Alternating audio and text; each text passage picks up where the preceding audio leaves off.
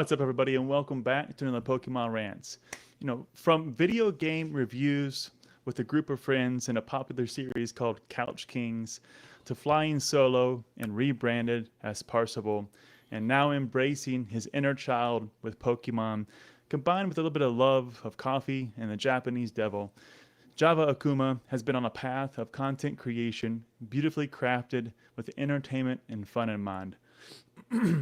From such memorable moments such as Mom Reacts, You Laugh, You Lose, Wheel of Fortune, and The Price is Right, Java is a man of many trades and skills, yet consistent in a desire to deliver quality entertainment. Much like the molten lava that ultimately finds its way to the surface, Java's potential and success continues to heat up as it finds outlets within the surrounding environment. So take several steps back in order not to get burned, yet turn up the volume as we uncover the heat and success before the eruption. JavaAkuma, welcome to Pokemon Wonder. Thank you. That is awesome. You really did watch probably way too much of my content. A little bit of everything. That's cool. I think you got all of it. You got rebranding, you got Mom Reacts from TikTok, you got all sorts of stuff in there. That's impressive. Impressive. Good stuff, man. Yeah. You got a long history, man. 7 years. I think it's some of the longest that I've seen when I look back at people's history. I was like, wow, 70 years of videos. What is this one? And that's where we started off with Couch Kings for sure. Yeah. My first ever foray into content stuff was I used to do recorded movie reviews my first year of college, because I went to private film school for my first year of college, and I would do movie reviews. And our class got to see The Social Network early, like a pre-screen of the movie. Cool. And so I did a review when I got home, and that was the first review I ever posted for a movie review. So yeah, that was my first bit of content. That was a while ago. I was like 2011. I was wondering how you got into the movie reviews and the game reviews, but now that makes a lot of sense. Okay. Yep. Well, give us a little intro, Java. Tell us about yourself and how you got into Pokemon, and we'll jump right in. Yeah, so I guess my history with Pokemon and my history with flipping, because I'm a dirty flipper. So those two things start at different times in history. My history with Pokemon is, I don't remember what year. I was very young when the games came out, but one Christmas, my grandpa showed up for Christmas, and he showed up with 2 Game Boy Pockets, one red, one green, and then nice. Pokemon Red and Pokemon Blue. And of course, the red had to go with the red pocket, and those went to me. And then, of course, that's my start with Pokemon and loving Charmander and Charizard and all that, because Charizard was on the box and all that stuff. So that's where Pokemon started all the way from basically the beginning, playing the games. And it was mostly games until we got a little bit older, got into the cards, collected. I think when I look back at my childhood collection, I think my last holo was the Smeargle from Neo Discovery, I think. Okay. Was the most. Nice one. Yeah. And then fell out of it at that point and moved to sports. Did a lot of sports, was into football and basketball and all that, and fell out of Pokemon. And then came sometime in college. My dad is a big collector he used to go around to garage sales. He used to collect antiques. He used to do garage sales himself and kind of flip like old railway lanterns and stuff like that, was kind of his thing.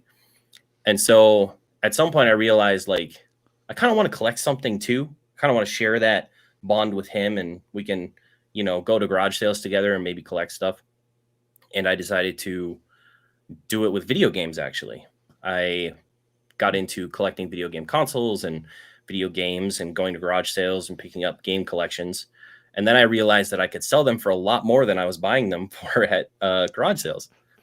And then that turned into me flipping video games for multiple years, basically trying to pay off the loans that my dad co-signed for me to go to college. And successfully did that with video games. And then right when the boom started, I was watching a lot of Twitch. They were opening all the vintage boxes at the time. And I decided to grab a box of Darkness Ablaze. I pulled the Charizard VMAX out of my first box. I watched that one. That was a good one. yeah, that just like got me right back into collecting Pokemon and stuff like that. You were so excited. Yeah. You're like, oh my god. No idea. Like the comments were like, "Why is he so happy?" Or I just like, "This is the first time I opened cards for like 20 years, man. I pulled the best." Yeah, it was. I think you ran to the kitchen, if I'm not mistaken. I think you got it from your chair and you ran to the kitchen.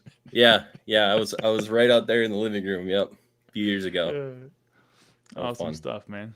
So that kind of started the journey, and then you've been in ever since. That Darkness Ablaze box was the one that did it for you. Yeah, and then I think after Darkness Ablaze, I bought a full case of Vivid Voltage with my money that I got from the government for the stimulus, and well spent money, of course. Right. And then I was like, if I grade all these amazing rares and I grade all these hits and rainbow rares and stuff, I could probably make some money off of these if I open the right cards. And it was exactly the wrong thing to do.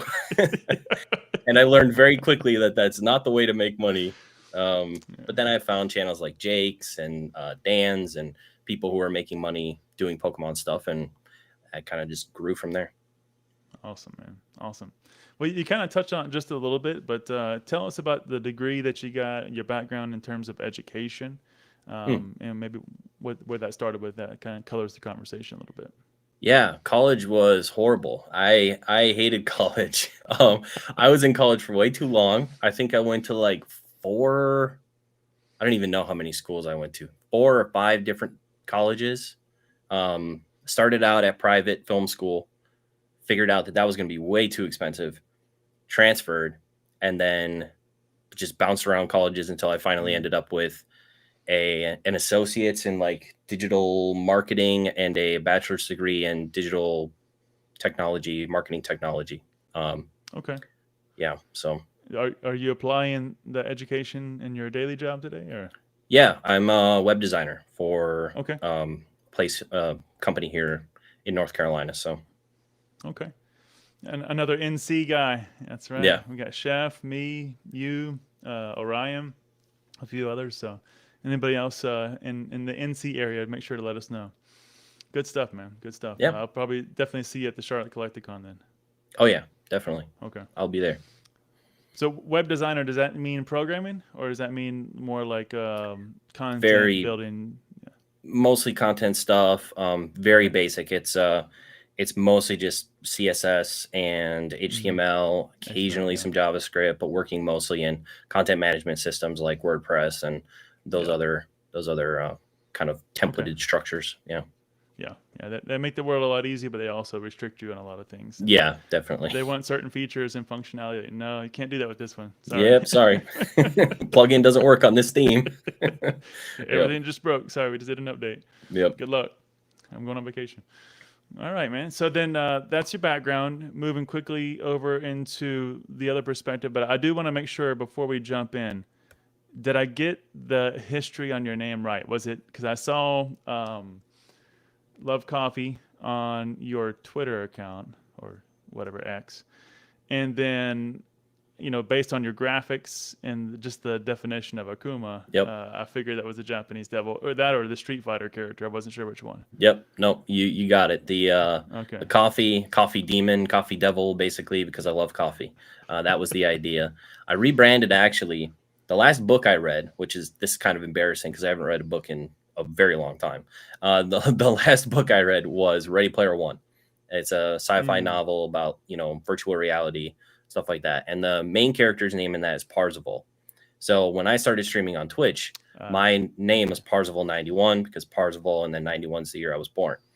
And from there, they made the movie. And the movie was extremely popular. Okay. So all sorts of Parzivals started popping up across Twitch. And I was like, I got to change my name to something else because I'm just going to get lost in the sea of Parzivals. And so I rebranded to JavaAkuma. And I've been that ever since. Yeah. Okay. Yeah. Because I was wondering, because I saw Parzival and I was like, well, there's something about medieval like romance novels. I was like, I'm pretty sure that's not what he was going for. Yeah. I mean, the character's name is... It's weird. It's based off of Percival, which was a knight for King Arthur, I think. And then he did it Parzival, and so I did a Parzival. Yeah. Okay. Yeah. Makes sense. Yep. we'll jump in, but before we do, just a couple of quick shout outs to everybody joining the chat. And going back, whoa, wow, got a lot here. FOMO always showing up early with Chef. Thanks, guys, much appreciated. Max Wolf jumping in here, always good to see you, Max. Allison Silverland, Giovanni's Pikachu, Northwoods is in here too. Good to see you, Andy. Appreciate you guys showing up. We got Felipe. Good to see you, Felipe. We got Zach in here holding down with the wrench. Appreciate you, Zach. Ponga, had not seen you in a while, my friend. The best has arrived. The best has arrived. Ponga. Thanks for joining, bud. Drew, dropping 5, man.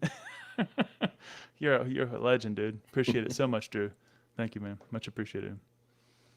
Got so many great people in the chat. Quilly's in here, Brother Brock, Marshall, Mr. Walrus. I think I saw Walrus say something like, oh, here it is. No, that's not it. He said something like, I'm here to support Java, and then simultaneously dunk on Wonder. It's perfect. That's perfect. Yeah, I thought about this as well, Walrus, not to worry. Definitely it's evolved over time, and I need to go back and revisit some of my early guests just to give the proper interviews, because I was still finding the path along the way. So definitely want to get Retro and Dan and Feelers back on. But thanks everybody for joining. We're going to keep it rolling here, and as always, we'll try to weave your conversations from the chat into the conversation. So feel free to drop it in, and we'll try to catch it if we can. Awesome. One of the things I didn't see, and as you would expect with most of these, I can't catch everything. I was already watching you anyways, catching some content, but trying to catch up on everything. I'm sure I missed some things, but tell me about how you collect. I mean, I'm seeing a lot of graded cards in the background. You made a couple of comments recently about your collection is small, but it's growing. But you've also been collecting for 3+ years, plus your childhood. So how do you engage in terms of collecting in the hobby? Yeah, I have a very small collection, mostly cards that I got for a really cheap buy-in that are very expensive, that if I sold, I know that I wouldn't spend that amount on a single card ever again. So there's a part of me that's like, well, I'm going to hold on to these for a while, and, we'll sell them when, I don't know, when I need a down payment for a house or something like that. Like we'll utilize them for something awesome later on. But for now, I'm just going to hang on to them because I like looking at them when I wake up in the morning and walk into the office or whatever. So I have my first ever Charizard base set card that I graded. So you kept that one? I kept that one. Yeah, that one's still nice. That one's still here. I have a first edition Lugia that I found off of Craigslist. That was a good buy. It's an 8. It's not it's an 8. It's not like a crazy thing, but yeah, it was like $300 off Craigslist. Wow. And it graded an 8. So that was pretty cool. And then some Poncho Pikachus. And I have a couple of video game things that I got back in the day that I kept from that collection too, that I thought were pretty cool. So, but yeah, very small collection. There isn't, I don't really do binder collecting. Everything I have is pretty much graded or a video game or something of that nature. Okay. You like them to put them on display like many others. You like it graded so you can see it, you touch it, feel it, put it down. Yeah. I got you. And do you I like seeing all the cards coming through, passing through my hands and everything. That's fun too. It's not necessarily a collection, but I get to hang out with them as long as they're here. And then when they sell, and I'm cool with partying with them. I sold one recently that was kind of sad. I sold them, probably shouldn't have, because it's the Team Rocket Returns Reverse Hollow Dragonite. It's one of my favorite Dragonite artworks with that reverse hollow from Team Rocket Returns with the stamp. And it was a decently high grade. And I sold it recently, and I was like, man, it's like one of my favorite cards. I should have kept that one, but it's all good. I grabbed one of those recently, actually. I pulled it out. I'm always troubled when I get some things or I'm moving through inventory and I see some cards like, man, it's a really cool card. Mm-hmm. And I look at it for a little bit. Let me just set it aside before I list that one. Yep. Let me just look at it for a little bit longer. And sometimes they never make it onto the website for sale. Like, well, I'll just hold on to it for a rainy day. So it's temporarily part of my collection. Yep. But that one there. Yeah. Oh, actually, yeah, that one's great too. But the Team Rocket Returns one was the one I was talking. Yeah, the later one. But yeah, I like that one as well. Dragonites. Yeah. In terms of Gen 1 Pokemon, it's like Mewtwo, Charizard, Dragonite, Blastoise. Like those are my cream of the crop. Yeah. And I heard you quite a while back say something like the Dark Charmeleon was one of your favorite artworks of all time. Yep. Yeah. Yeah. Still don't own That's a beauty. Still don't own the one that I really want, even though it's like $100 PSA 10, and I definitely should just buy it. Why not, man? $100, go for it. Yeah, I have to just pull the trigger at some point. There's a part of me that's like, I would like to buy this raw and grade it myself and stuff, but I should just buy it. I had all these collecting aspirations when I got back into it, where I was like, I'm gonna collect a full series of vending from Japanese. I'm gonna collect a full series of verses and web series and some of those older Japanese artworks that didn't make it into English, and or a lot of them didn't make it into English, and just never started. It just went straight into business for the most part, and then just never started those collections. But maybe someday. It's hard to justify it once you start running things for profit, which we'll mention here in a second. But do you have anything you're trying to really just add to the collection? Things you're seeking out for you, or hey, I'm gonna buy this binder collection out in order to grade it, but I bought it because there's also that 1 or 2 cards that I want to have for myself. Is there anything like that you're trying to do, or you just, if it happens to cross your path, you don't really seek it out?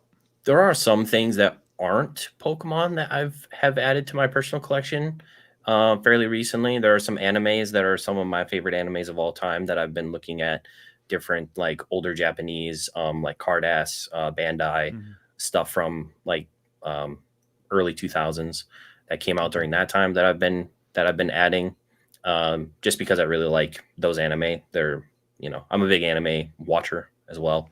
So, but other than that, not really anything in Pokemon right now. Yeah. Okay. Waller says, I once had aspirations. Feels like an eternity now. Yep.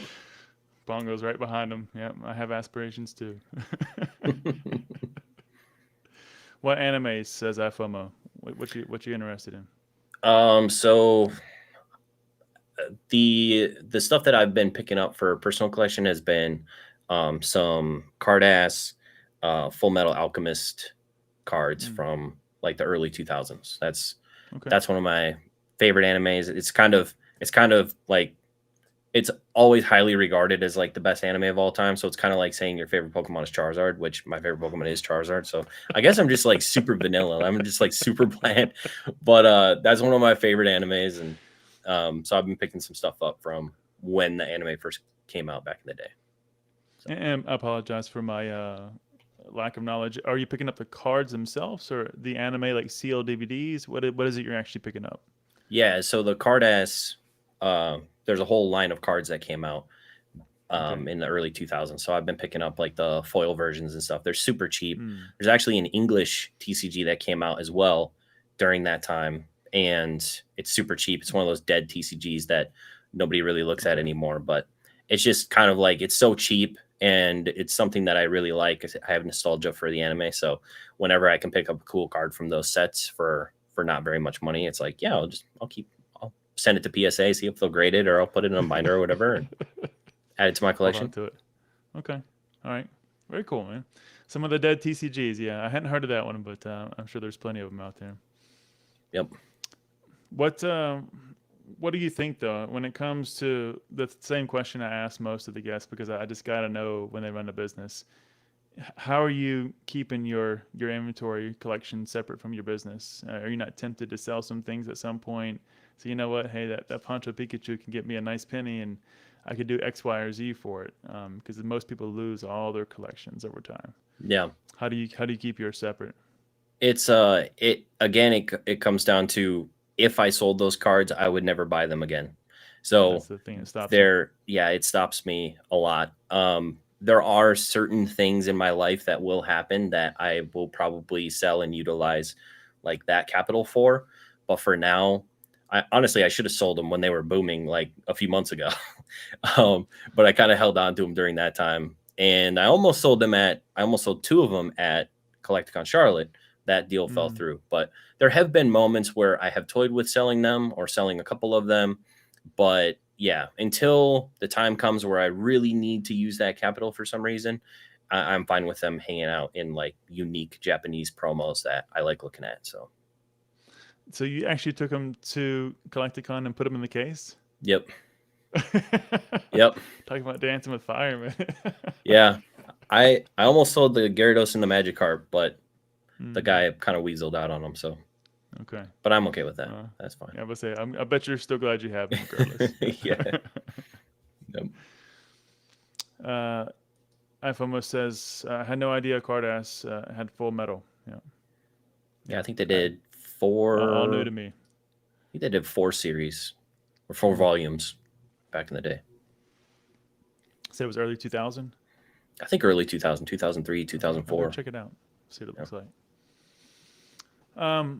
So you're obviously been in the business now for quite a while. How long ago did you start to transition from that early stage where we all jump in, we're ripping packs, we're just having fun and throwing money away, to actually turning it into something that looks like a business?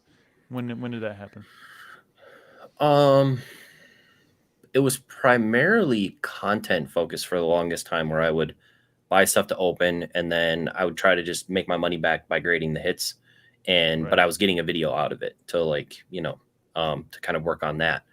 And then when did I get into it? I mean, I started watching Jake a lot during that time, and he kind of really helped steer the ship for like Hmm. actually thinking about it intellectually and not just ripping to try and get good hits to grade and make money. So I watched like all of his stuff, everything that came out, immediately would watch.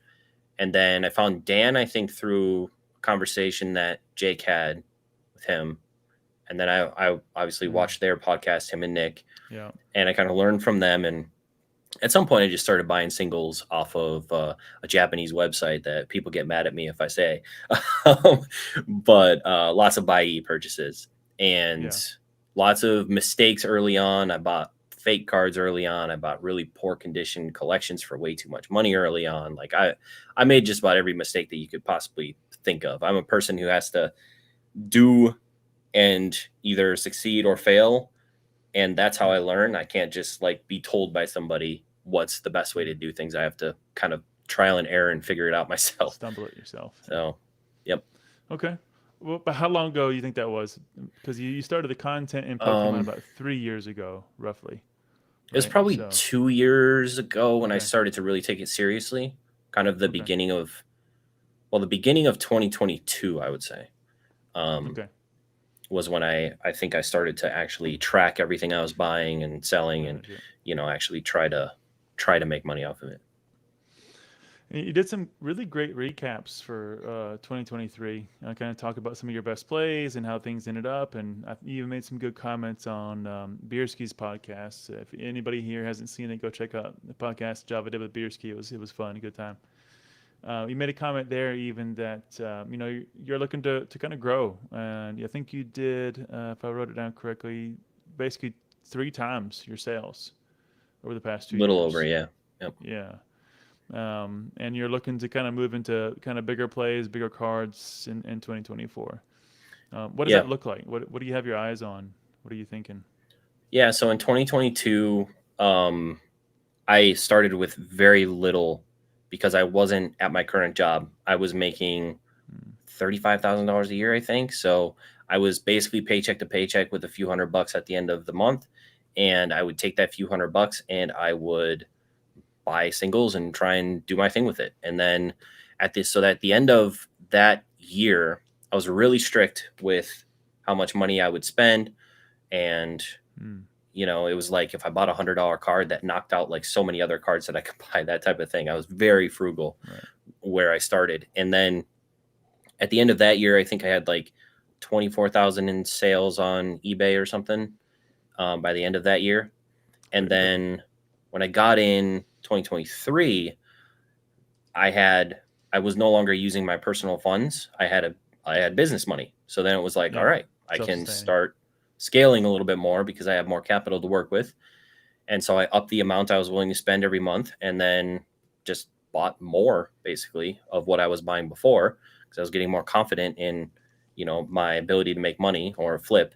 And then at the end of last year, I think it was on eBay, it was like $86,000 in sales, I think, last year. Congrats, man. yeah, it was awesome. And then I have some other like things going on with I can sign a space in a comic shop and stuff like that. So there was some more than that, but yeah, we grew pretty good. So I'm hoping to do hopefully something similar to that. And from here, basically what I'm trying to do is I'm trying to scale up the type of card that I'm buying. So a lot of last year Exactly. Yeah. was the low hanging fruit, I call it, which isn't really a nice way to say it, but it's like, you know, the $3 character rares that you flip and you can sell for like $40 or $50, kind of the lower tier when it comes to like monetary value for flipping. So I kind of am moving a little bit more away from that, and I'm moving into more like $50 to $100 cards, kind of the higher end, modern from newer sets, popular Pokemon, and hoping to kind of churn through those and kind of up the amount that I'm spending, but also up the amount that I'm selling every month. Yeah, because I think on your last live, you had bought a bunch of the, 25th anniversary Charizards. You had some other stuff in there. So, I mean, you're hitting probably what, $150 cards there raw. Yep. Do Yep. you see that risk being a bit more dangerous? I mean, have you had it work out pretty well for you so far? Excuse me. So far, yeah. So far, it's been good. I think with the first year was about getting more confident in myself and being able to realize gains and say, okay, I am confident buying on this platform. I have figured out, I have trial and errored and tested, and I now feel like I have a good way to look at listings and make sure that I'm buying things that I feel like I have appropriately, surveyed before purchase. And sometimes you still get screwed because it's buy and sometimes cards get switched, or sometimes you get sent something fake, or that stuff happens. But for the most part, the last 2 years has really upped my confidence in being able to kind of assess listings and the math between how much you're buying it for, fees, how much you sell for, profit, and just leaning into that more. And just being more confident in myself. And hopefully that'll help me grow this year. Awesome, man. Yeah, I hope so. Hope so. Maybe another 3x in 1 year. That'd be Yeah, awesome. that would be crazy. But, yeah, Not too far fetched, though. Not too far yeah. fetched. You mentioned by E. You also mentioned, I think, in some other videos, you used TikTok for a while and kind of leveraged some of those coupon deals in order to get some stuff. Any other kind of key places you do some sourcing that you can share? I mean, it's mostly by E. Yeah. That's like 99% of everything that I buy comes from there. And then for sealed stuff, I will sell packs. So that's what I was doing on TikTok, because I was buying booster boxes for $70, $75 or whatever with the coupons during the holiday season. Right. And then I can sell packs up at the comic shop space for like $4.50. So that was a good little profit to kind of boost the sales at the comic shop for that store and for myself up there too. So And you mostly, other than that little bit right there, you mostly focus on Japanese. You don't really dabble too much in singles and grading on the English side. Is that? I do open like a case of every new set. I kind of chalk it up as like an advertising expense, because I hope that the new singles and the new packs can draw people in, and then they'll see all the Japanese stuff there and they'll purchase some Japanese stuff too. That's actually been working out pretty decently. Last year the spot was profitable, which was nice. I was kind of worried it wouldn't be because of So you did finish the numbers on it? Good. Yeah, I was wondering if you okay. Yeah, it wasn't crazy or anything, but it wasn't a loss. So that's good. And it's mainly managed by them. Like, they sell everything, they track everything. I just take pictures of the sheet at the end of the month. They pay me whatever it makes, and it's fairly hands off apart from keeping it stocked. So that's nice. Yeah. It's like your own little troll and toad. Yeah, kind of. Evo Yeah. before it shut down. But That's to answer your nice. question about English, I have purchased some local collections that I have put some English cards up there. I did one buy sell trade event, I think in August or September last year, that I bought some collections, and that kind of fueled my English to the end of the year, but now I'm kind of out of English, so I need to buy another collection or something here soon. So Okay. But your background, or at least I should say your previous experience, was English though as a child, right? Or did you also do Japanese yeah, as a child? no, it was all English as a kid. Yeah. What made you move over to Japanese to run the business side of things primarily? I think at the time didn't. I think during the pandemic, Japanese was more. It felt like it was more accessible because things were cheaper for a while Mm. before Yeah, everyone the kind of Japanese shifted boom. that way. Yeah. So Okay. it was like English was really hard to get. Every time I went into the store, everything was sold out. So it seemed like English was just like impossible to get at a decent price. So I think that's Mm. what forced me to kind of, and I saw some of those cool sets that I've never seen before, like Versus Series and, those sets those sets from back in the day that had beautiful artworks. And then I just kind of made my way, that direction where I felt like I found Bai at a time where Bai was still not, super thought about, like Innovated. wasn't a place that people were comfortable purchasing things on. And so I took the risk there. And yeah, it's just kind of worked out for me. And I feel like for the most part, Japanese cards are easier to grade in my personal experience. And so as a business, if you find the right cards, they're easier to grade. It just makes a little more sense for me personally in that regard. Better 10 ratio, that's for sure. Yep. Serious question here, Java. Serious question. How does one increase their sales if they never list anything and they keep it all? It might be impossible then, Pong. It might be impossible then. It might be impossible. We'll have to think on that one. Get back to you. Yeah. Good to see you, STC. Good to see you. Hey, Man. SDC. It's funny. I say this in every live now, but I was looking back, and I won't say it was a 7-year video because I think that's probably too far back. But I was probably looking back at the 4 or 5-year-old videos on your channel, and I saw STC there supporting 4 or 5 years ago. He's been around forever, man. Yep. Forever. True. One of the true ones. They say make sure you watch Java's video on getting scammed by E. They got a link there in the drop, so I appreciate you guys dropping the link. Yeah, check it out. I have a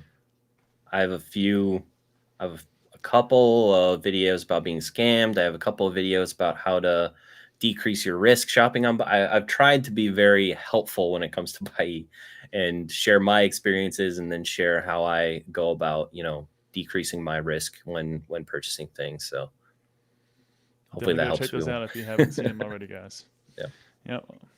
That's the kind of things that I think we all like, is just adding that value, sharing experiences, helping the next person along the way. Now, hopefully, unlike us, they don't want to fall in the same hole themselves. They can just listen to what we told them to do. But okay. We'll come back to that. Let's talk about the space that you're consigning within the store. I think that's a really interesting model because I don't hear that too often.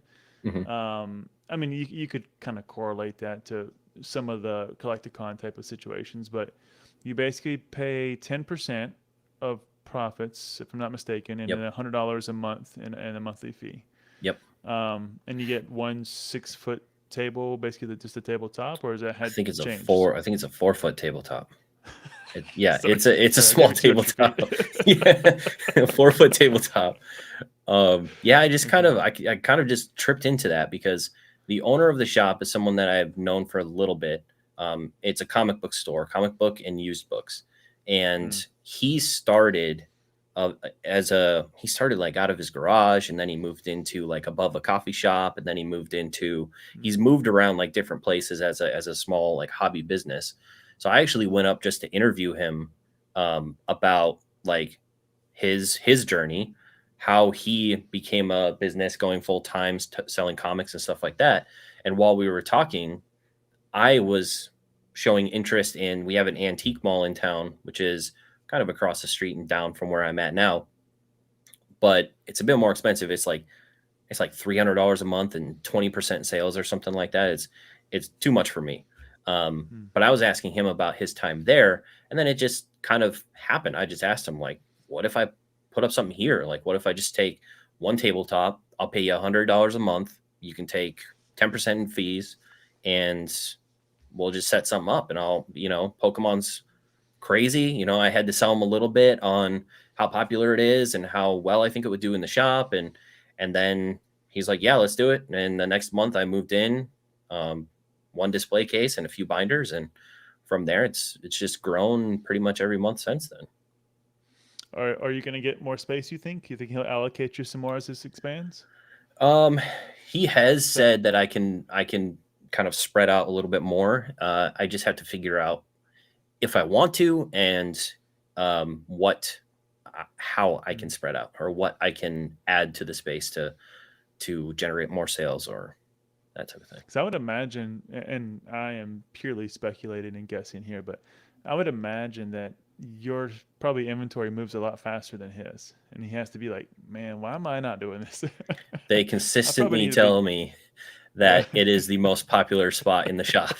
So yeah, I think I don't think that I probably outsell him some months, but I've had some really good months where I'm like, I may have sold more than he did this month, which I think you landed 2,000 not that long ago. Yeah. Right? I think that was not January, but December. Maybe it was January. I think it was. Yeah. Well, okay, maybe it was. But I was could have been December. Yeah. And it begs the question. Why would he not just say, "Hey, get out of here. I'll do this myself." And obviously, lack of knowledge. Maybe one of the things stopping him and kind of getting started. And he does what he does. And why not take 10% of the profits and let you do all the work? I mean, that's also sounds like a good deal for him.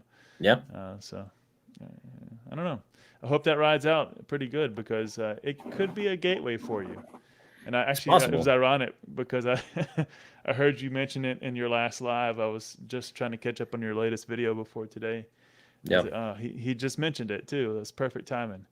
So do you see yourself, you mentioned he was in trouble, not doing so great in terms of the store financially. You kind of fantasize about what you would do with the store, how you would set things out. You already have it all planned. I could see it in your head. Yeah. The equation, everything's exactly. Percolating up there. All the numbers flying by. Yeah. Do you think you're gonna pull the trigger if that opportunity comes?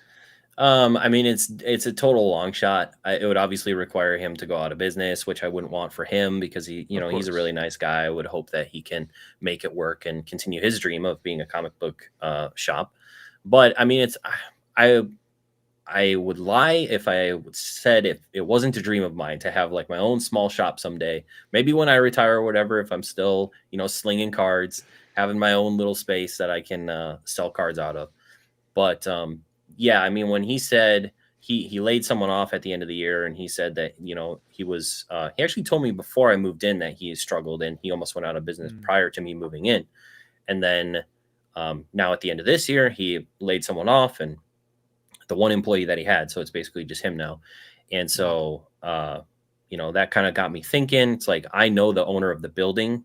He is neighbors with my parents. He's a really nice guy. So it's kind of that situation where like, well, if it did happen, it might be an opportunity, because, I have a year's worth of sales data there now, probably 2 years by the time, if that were to happen. And so I could obviously present that to the building owner and be like, I have a 4-foot table space and I've done this in sales. Right. Just imagine what I could do with the whole store. But again, I don't even think I would want that to happen, just because I do like the owner, and obviously I wouldn't want him to go out of business. But I have fantasized about it, and yeah, it would be a dream someday, I think. Maybe the next step would be partnership, where you come in, you guys go 50-50, and that'd be a good transition. Help him out, help him stay in business, add some flavor to your Pokemon store. Yeah, I have been trying to get distribution access. So I've been working on that a little bit, trying to leverage like the brick and mortar side that he has, and trying to get like distribution with Pokemon stuff. Even though distribution right now, not yet. They basically need a copy of the lease, and I've been afraid to ask for a copy of the lease, because that feels like something he should fill out, not something he should give to me, because my name's not on the lease, and I don't really want to be on the lease at this point. So, but yeah, partnership gets a little weird, because like his part of the business isn't doing well. So then it feels like we're more going into a partnership of like, I'm just trying to like help him, which is good. But at the same time, like I'd like to partner with a business that's succeeding as, as good as mine is. Right. But yeah, he's a really nice guy. I really like him a lot. I don't wish any of this upon him, obviously, but I have fantasized about it. Yeah, for sure. All right, we'll see. We'll see. The JavaAkuma Pokemon card shop. Come check out. If you're in North Carolina, I'll definitely drive up and see it. I gotta go up there and see Chef, anyways. Yeah, Chef is like 10 minutes away from me where I live. He's been in the shop a couple times, so I think he's gonna owe me at least a couple of steaks by the time 2024 is over with. Walrus says, "I live in a garage. I'm a joke. Get all these people started and they're heroes. I hate this hobby." He doesn't live in a garage. I've seen his backdrop and setup and all the graded games and everything he's got going on. Yeah. Mansion. He's got a mansion of just collectibles. What's the tastiest deodorant on the market? Tastiest deodorant? I don't know. I don't even know what is my deodorant scented. I have no freaking clue. Dove peppermint. There we go. Well, there you go. It's got a Christmas vibe to it. That's right. Right. A little minty fresh. Minty fresh. Irish Spring. Yeah. It's one of the comments. Good stuff. I did see a question here. What's up, Basic? Good to see you, my man. Thanks for stopping by, buddy. Appreciate it. Basic. Enjoy that conversation. I saw a question here somewhere. I think I missed it, though. Oh, good to see you, Josh. Green Shiz in the house. Good to see you, buddy. How's it going? This better go longer than Basics Live. We'll see. We'll see. Java says he's not in a hurry to go anywhere. We'll see where the conversation goes. We'll let it flow. I'm game for whenever. Yep. But I'm not going to be the person to set out to break Basics live streams. That's, no. That's not in my cards. I'm too old for that. Basic's still 10 years younger than me, so I'm gonna let him keep that one. I'm gonna let him keep it. All right, my man. One of the other things I was curious about is you kind of, if we step away from maybe the store idea for a minute, we'll see where that goes. But you're obviously growing at quite a good rate, and given the fact of your strategy, you're, as you said, pretty confident in at least the stepping stones that you've taken thus far. Is your goal to move full time and kind of step away from your web development job, or what's that look like for you? I think about it all the time when stuff gets stressful. I'm like, maybe I can sell those ponchos and keep myself afloat for the year. Yeah, I mean, it's a dream at this point. Like, unfortunately, I'm in a situation where I don't have a Pokemon sugar mama to keep me afloat like everyone else you need does. A teacher. Everybody has there you go. That's what it is. There you go. And so I have different things that require me to have insurance and stuff like that. So it's a little bit more complicated just from some of the needs I have on that front. Okay. It would be a little bit more expensive to try and go full time, but I would like to. It would be crazy. I think it would be great. Another thing that I fantasize all the time. So going full time. But yeah, it would be awesome. Yeah. Just dedication. I mean, you're on it. You're on a good path. Yeah. Wow, Ernie. Thank you so much, man. Gifting 10. Crazy, man. Thank you so much, Ernie. Much appreciated. Much love, man. Thank you very much. I saw Basic said, he says, if you break my record, I have to come back on and break it again. There you go. Don't worry. We'll keep it just short, as Josh says. We'll keep it just short of the Titanic. Don't worry.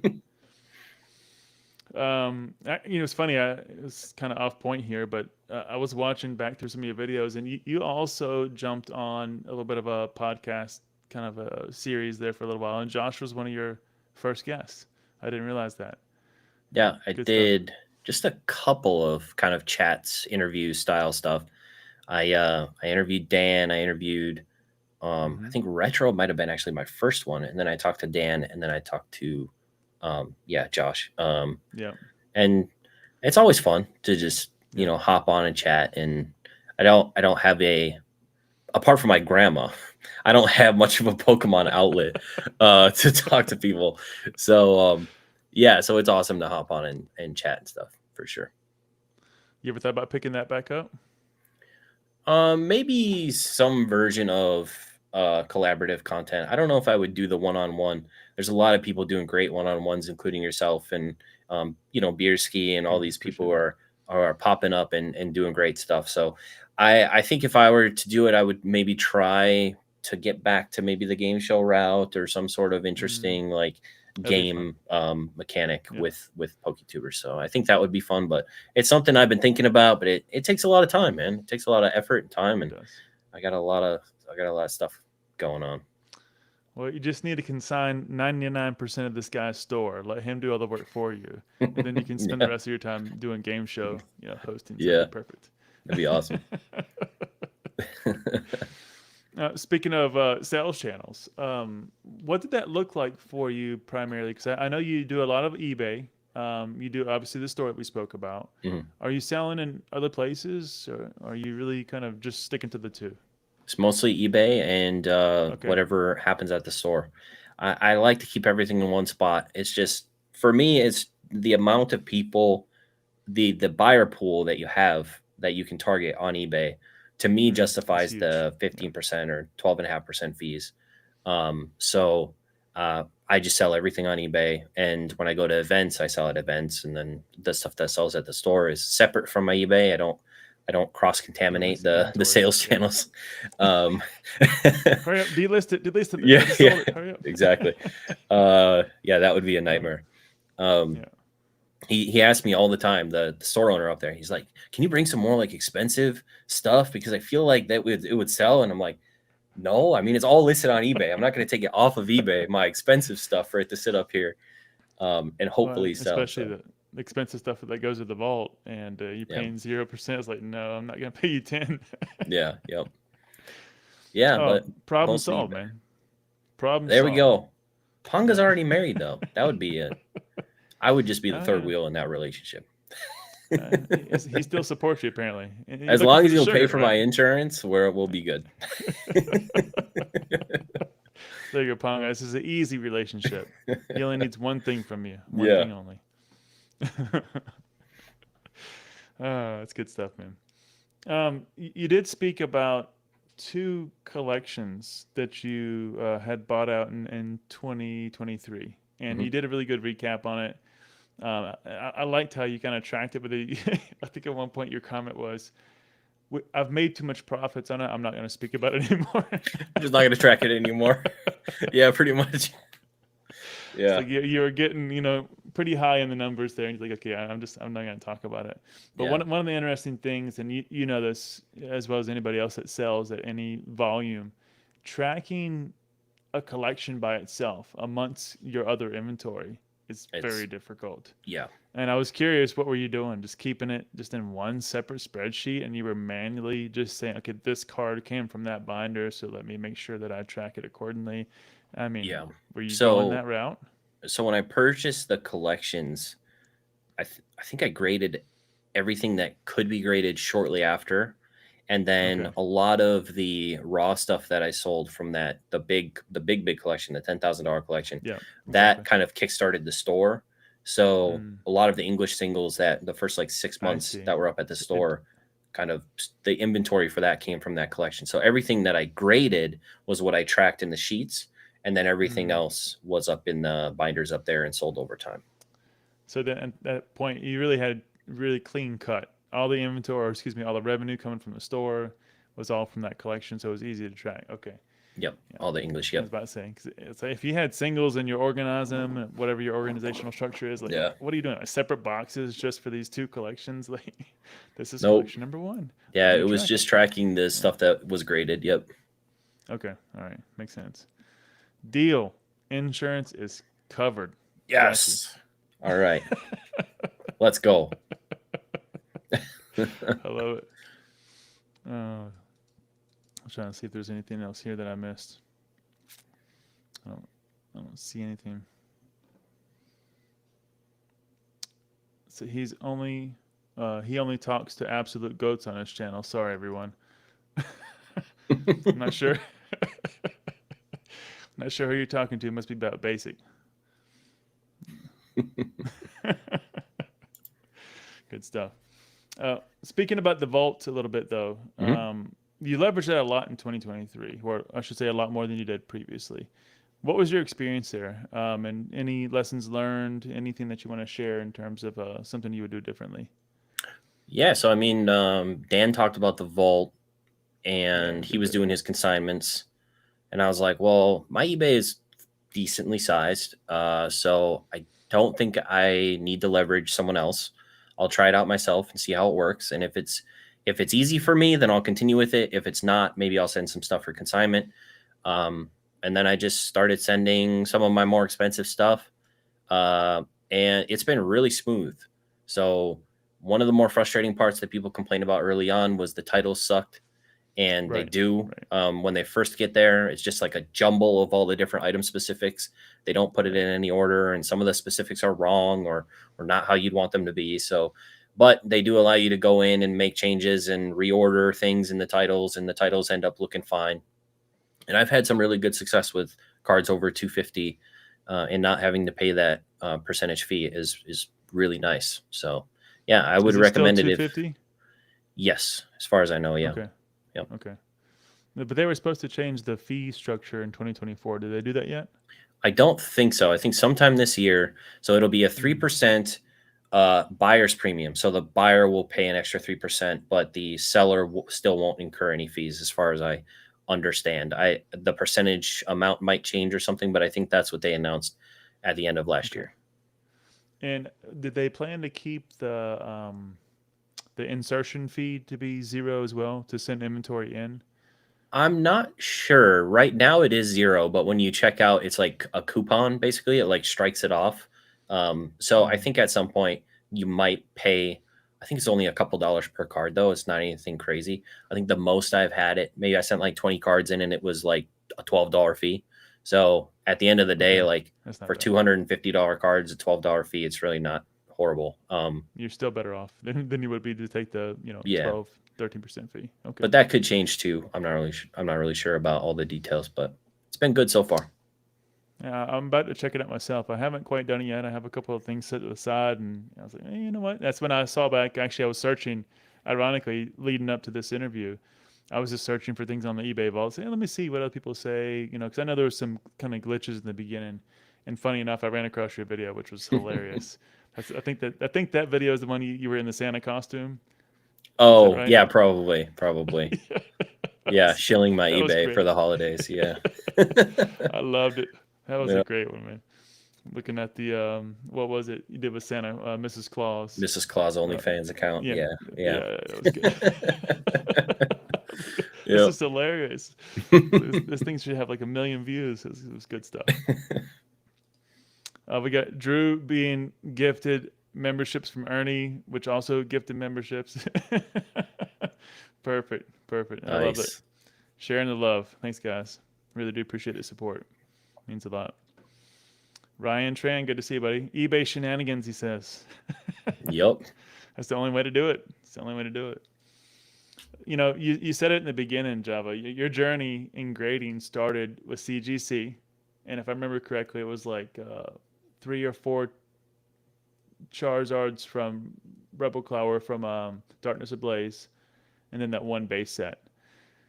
And that was like your first grading return. Was that also your first grading experience, or just the one you recorded?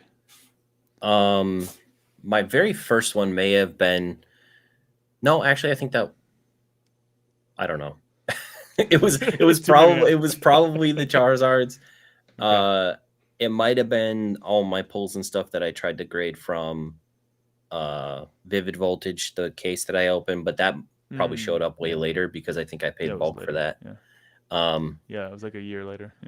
Yeah. So, it was my first experience grading anything. At the time. You did good though. Yeah, I think I don't think did I get any 10s? I don't think I got any 10s. No, it was 9s and 9.5s. 9.5. Yeah, and then an 8.5 on the base. Yeah. Yeah. But yeah, at the time it was like everyone, when you're watching these box breaks, everyone's saying, PSA 10, it's worth this many thousands of dollars and blah, blah, blah, all that pumping that was happening during that time. So I definitely was like, oh well, everyone's saying that PSA is going to take 2 years to get cards back, and oh, this new company popped up and they've graded comics in the past. Let me, send some stuff their way.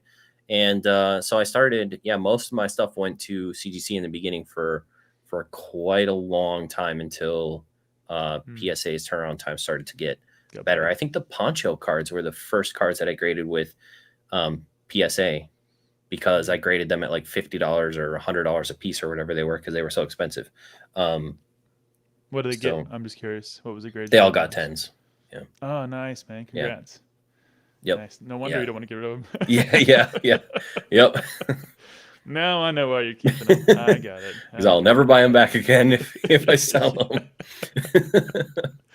Good for you, man. Good for you. Thanks. But you thought at the time CGC was going to be more accurate as well. You felt like PSA was a bit more loosey goosey with their grading. Yeah, it was kind of a comment that you made at the time.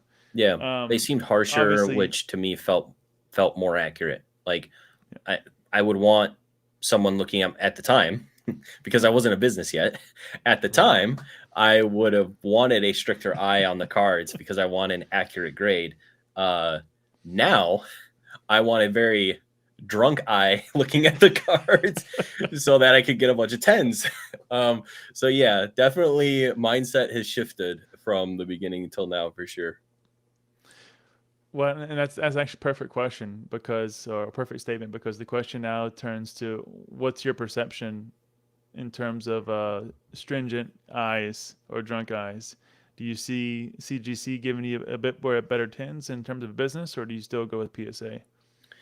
So right now I'm primarily PSA, and that's because of turnaround time. So when CGC, I guess we are attributing their slowdown to the mystery box thing that whole 200,000 cards or whatever it was. When they slowed down well further than what PSA was at, I had to shift, because it's like I get more 10s with PSA and it's faster. So if CGC was still faster today and it was still like 2 weeks, 3 weeks turnaround time that it was there for a while, I would probably still be using them, shooting for pristines and stuff, and then kind of doing more of a split. But right now everything's going to PSA because PSA is just faster. They sell faster. You get a little bit more money in most cases, and they give out 10s like candy. So I'm definitely, I have shifted. But if CGC turns it back around, I may send more stuff their way. But for now, okay. And do you did some of the black label plays? Got 4 Gengars, for example, not that, or 3 Gengars out of 4 black labels you got. Is that something you're very selective on? You're just picking a handful to try to do that with, or what's kind of your strategy between the two? Yeah, I've only done 1 BGS submission, and I got 4 black labels in that submission. But I was I think to some degree, grading with CGC early on was really good, because I am way too harsh on cards now. And I think that helps. It hurts and helps, because I could probably send cards that still have a chance at a 10, but I just don't, because they have that little bit of whitening or whatever. And I'm used to, if I sent that card to CGC, that card's definitely not getting a 10. So I'm way more strict pre-grading than I probably need to be sending to PSA, because of that very early experience I had with CGC. But I think that really helped me with the BGS submission, because I've never looked at cards harder than I looked at those cards when I sent them in. And I think like 4 out of 15 or however many cards that I sent got the black label. So I was pretty happy about that. Very cool, man. Yeah, I've been a little bit hesitant to try the BGS route. Like, I don't know. I don't really want to pay it. Don't want to go through the setup process, and then have to try to get rid of a bunch of 9s and BGS. Like, nah, no thanks. Yeah. We got a serious one here from Ernie. Can you please disclose to everyone what percentage of the Charizard 25th anniversary in the market you have? 30, 40% probably. You and Dan cover 90%. How many do you I and probably? Retro probably. How many do I probably have at this point? Well, they were doing English. I think Retro was buying some Japanese too. Yeah, Retro probably on the Japanese side. I probably have 40. maybe like 20 in the vault and 20 out for grading or something. I don't know. Nice. It's a lot. There was a time where I was buying a bunch of them, and Ernie came into to the I do mail days where I open everything that comes in from IE, and Ernie came in, and I think he saw the lot of them and was like, I was trying to buy some of these the other day, and I said, well, I just bought every single one that was under a certain price the other morning, so it's like, sorry. Yeah. If you're looking for PSA 9s, I'll sell you one. Yeah, that was one where the sale price was right at that 250 mark for the vault. So I was buying them, getting them graded. It was like a 90-some% 10 rate, and then sending them straight to the vault for sale. And so it was very clean, like, you know, get them in, grade them all, 90% 10, ship them off, sell them through the vault. But it's dropped now, right? Because it's kind of raced to the bottom at this point, as you said. It's like I've still been selling them around 235 to 245. 230. Yeah. So luckily the ones that are in the vault can stay in the vault because they were there when they were selling higher. They don't like kick them back to you if the market price goes down. And I think you can actually auction from the vault too if you need to. Okay. Yeah, so they're a bit flexible when it comes to that 250. As long as it came in close to it, they're going to give you some leniency. Okay. Yeah. And that's still pretty good though for you. I mean, if you were getting them at about 130 a piece or something like that, 120, 130 a piece. Yep. So even after grading, shipping, fees, you still come out pretty good. I think a lot of them are around 75 profit on most of them. Yeah. So that was decent. Yeah. Good stuff, man. I haven't got one myself. I'll have to have one for the PC though. Yep. I can get one. I'll buy one of the ones that has some whitening on it that you're not going to send. Oh, there you go. I got one with a little dent on it the other night that I probably saw raw. Saw that. So. On the bottom left. Yeah. Yeah. iFOMO said he'll fix that for you. His real name, as you said, was Kurt. Yeah. I gotta ship my damaged cards to iFOMO. He'll get me some 10s. Good stuff, man. You had quite the experience though with PSA. It got quite public. You obviously put it there in the public, but it obviously got quite recognized as well. They didn't end well, at least in my opinion. Not for me. Yeah. For other people, other people have had good experiences since then, with them, paying out the right amount and stuff like that. But yeah, didn't end great on my end. But did that change your perspective? So, for example, did you really say anytime CGC is going to give me the better turnaround times, I just don't want to use PSA? Or do you still say, well, whatever, I'm still going to go with it. It was just a cost of doing business. Yeah, basically just cost of doing business. I wanted to disclose everything, and that's why I didn't take the video down and take the amount that they wanted to give me for damaging the cards. And so I wanted to let people know, like, hey, this is going on, because I had made the video when it first happened, and then 7 months later I did an update, and then a lot of people that were on my channel I think came from those videos, because those videos had gotten quite a bit of traction. So it felt weird to then just ghost it and be like, because then if people ask, it's like, oh, I can't talk about it because PSA told me not to. It's like I didn't want to do that. So yeah, it's basically just cost of doing business. But okay. Did you get to talk to anybody other than the reps that you spoke to? I mean, did you speak to anybody at a high level? No, it's just a rep. I think there was 2 reps. There was one that I emailed, and then the rep that I talked to on the phone. But yeah, no one. Nope.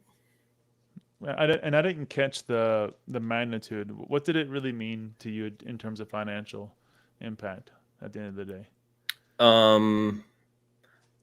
Not a whole lot. I mean, none of the cards were extremely expensive.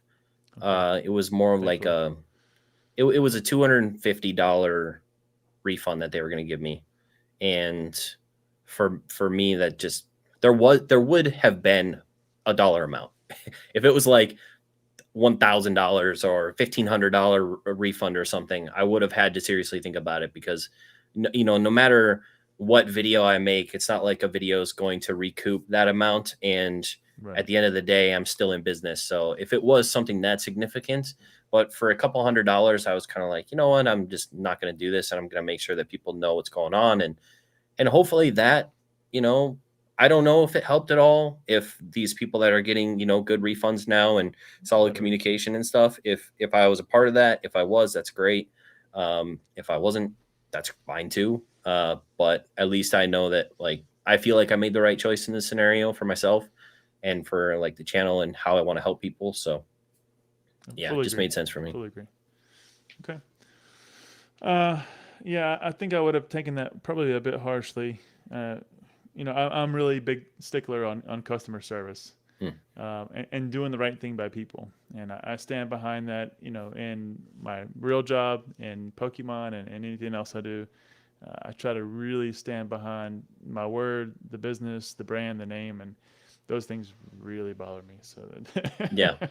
I might have said, I'm a BGS fan from here on out. I don't know. Yeah. Maybe not, but it Yeah, no, would've- it was definitely frustrating, but I mean, personally, very frustrating. If I was just a collector, I mean, Yeah. if I was just a collector, I wouldn't be grading with PSA anyway, because Never. I just really like the CGC slabs personally, just as the product itself. But as a business, PSA is what people want. PSA is what sells. You kind of have to, you know, same with Buy-E. I've been scammed on Buy-E quite a bit. I Gotta just keep eat going. it and I keep going, because the majority of the experiences that I have are positive. So, you know, you just chalk it up. Look at it in percentages and weight accordingly, right? Yep. Yeah, good stuff. I do want to go back, because I want to go back to that 7 years ago, because I want to boy. hear more. Okay. I want to hear more about the Couch Kings. So for those of you that don't know, sort by oldest. If you go to his videos, and you'll see him reviewing some video games, and him and 3 other friends. How did all that kind of get started, and kind of what happened? Because I didn't really see like an official, hey, we're going to stop doing this and now I'm going to transition. What was the journey there, and start to finish? I've always wanted to do a podcast or some videos or something, YouTube channel, reviews. And so when I used to work at Target, actually, I worked at Target all through college. I was there 5 years, I think. And so for 5 years, I worked there, and those guys worked in the warehouse with me. So they were all people that I knew. You know, we were friends. And so I just said, like, why don't we have a podcast? Like, we talk about video games and stuff all the time back here anyway, when we're just screwing off, you know, stocking stuff. Why don't we actually do something on YouTube and talk about stuff? And so we would do, you know, trailer reactions and we'd talk about video games. Sometimes we play games. And that kind of fell off when people just started leaving Target. So Target has a pretty high turnover rate. So people would get other jobs, they would leave, they would get manager positions somewhere else and move on. And then that kind of just dissolved over time. Okay. Did it get good traction? Because I know you were doing it on Twitch and YouTube and maybe another platform. So yeah, I mean, at the time, it was kind of before everyone was doing reaction content. It was like right when it was getting really popular, I feel like. So we would do reaction stuff to like video game trailers and stuff. We talk about how excited we are for certain games, and that some of those videos, you know, thousands of views, and you know, started out really good. But it's hard to get 4 people together every week to talk. So then it'd be like, oh, well, we only have 2 people this week, or we only have 3 people this week, and we tried to make it work, and then it just kind of dissolved over time. Yeah, I think some of those older videos, and don't quote me on the number, but I think I remember seeing like 30,000 plus views or something like that. I mean, one of those reactions is my most, well, if we don't count the short, but yeah, it would be my most viewed. I think it's like 50,000 views or something. I was like, wow, that's good stuff right there. Walrus is reminded every time he watches the stream that I'm a stalker. You know, there's a big difference, Walrus, between being a stalker and just being thorough. Now, I'll let you draw the line where you want to be. But, Yeah, no, I think it's good. I like the you know, it's why everyone loves certain interview shows like the what's the Hot Wings show, Hot Ones. People I really still haven't seen it love, yet. yeah, people really love Sean Evans because he's able to go into the history of people's work and really pull stuff out and really have like one-on-one really nice interviews with people, and it's not just the same like PR, you know, Right. light softballs all the time. So, and you're doing something very similar, which I really enjoy. I think that's really awesome for the Pokemon space. I appreciate it, man. Yeah, I think the first person to mention that to me was Felipe, Mm, and I didn't know what he was really talking about. To be honest, I had never seen the show or heard of it. So, but now I've heard it like 5 times yeah, since he's mentioned it. I'm like, okay, I got to go watch this. I got to see what yeah, it's all about. Maybe I'll learn a few things. Oh, thank you, man. Thank you. yeah. I'm taking that as a compliment. I don't know who Sean is, but I'm gonna take that as a compliment. um, so from there, though, then you said, "Well, I'm gonna keep doing it. I'm gonna keep going." So that's when you rebranded and you did it yourself. Is that kind of how that transitioned? Going um, from yeah, the Couch Kings to uh, Parzival. That's the what it was. Parzival. Yeah, yeah, Yeah. yeah. Basically, Parzival was when I started Twitch. Couch Kings was Okay. mostly YouTube. That was us just hanging out together. And then when I wanted to get into streaming on Twitch, that's when I changed my name to be more of like a independent, you know, Okay. single entity making video game content. And I did that really strictly for years, and it just never really took off. So Mm. when Pokemon rolled around, it was like, all right, well, I really like this stuff, and I'm actually making a little bit of money doing this where I'm not making any money on Twitch, make like $100 a month or whatever. So I was like, you know what? I'm just gonna axe Twitch and make YouTube videos. And that was Okay. like the best decision I could have done because I was super depressed with Twitch. It was really bad. I was Um, gonna ask you what that experience was like because I've never been on Twitch. I've never logged in. I never created an account. yeah. I don't even know like what's it like compared to YouTube. Well, I just took the worst. You know, when they say if you're going to start streaming on Twitch, you should try and grow on other platforms first. So it was like I went the opposite route. I was like, I'm just going to start on Twitch, and nobody knows me. Nobody knows anything about me. I have no followers on Twitter or you know any other platform. I'm just going to start on Twitch, and that's like the worst way to try and grow on Twitch is to just start from scratch without any other avenue to pull viewers in from.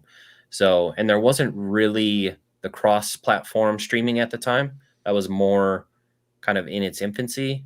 So Okay. it was a bit more difficult to do where now you can just pay Streamlabs $20 a month and you can stream to like 5 different places. Yep. That really wasn't a thing We're doing back that now, then. by the way. Oh, nice. This yeah, this is going to I think Facebook and X Oh, sweet. at the That's same awesome. time. Yeah. Yeah. Yeah. Um, so yeah, but Twitch was it's rough. It's a grind. For the first year, I set a goal for myself. I wanted to stream 300 days. Um, Mm. so I streamed Wow. 300 days. I think it was like 320 days or something like that.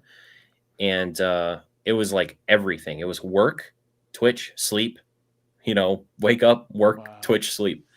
And it was a grind. And then for a few years after doing that initial grind, it just kind of petered out. And by the time I was done, I was just like, I'm done. I got to be like my mental was like just destroyed my self confidence because I would see people start and they would grow up past me and I'd be like, what the hell? Like, there's got to be something wrong with me then What am if I doing I'm wrong? not growing. Like, there's something wrong with me. It was like an internal struggle at some point with Twitch.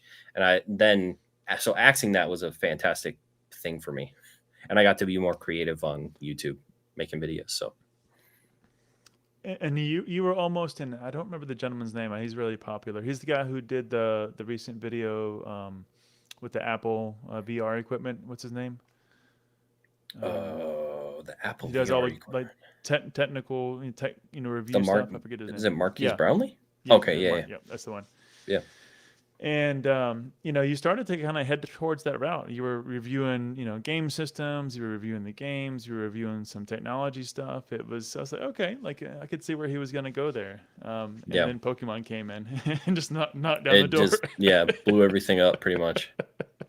But it was nice because I kind of felt like with the gaming stuff, it was like I liked gaming, but it was more of I really didn't like what I was doing at work. So there was a part of me that's like, this can be an avenue for me to get out of this like situation that I really don't Mm, like. And I think that was a really toxic way of looking at it, because you should want to do it because you just like it, and then whatever happens happens. And Pokemon, when Pokemon came in, that was it. That was like, I really like this, getting back into Pokemon, super nostalgic, all that stuff. And this is something that I actually enjoy doing. And so I'm going to make videos on this, and screw that Twitch thing, because that was a thing that I was trying to get out of a bad situation in, and not necessarily doing it because that was my passion, you know?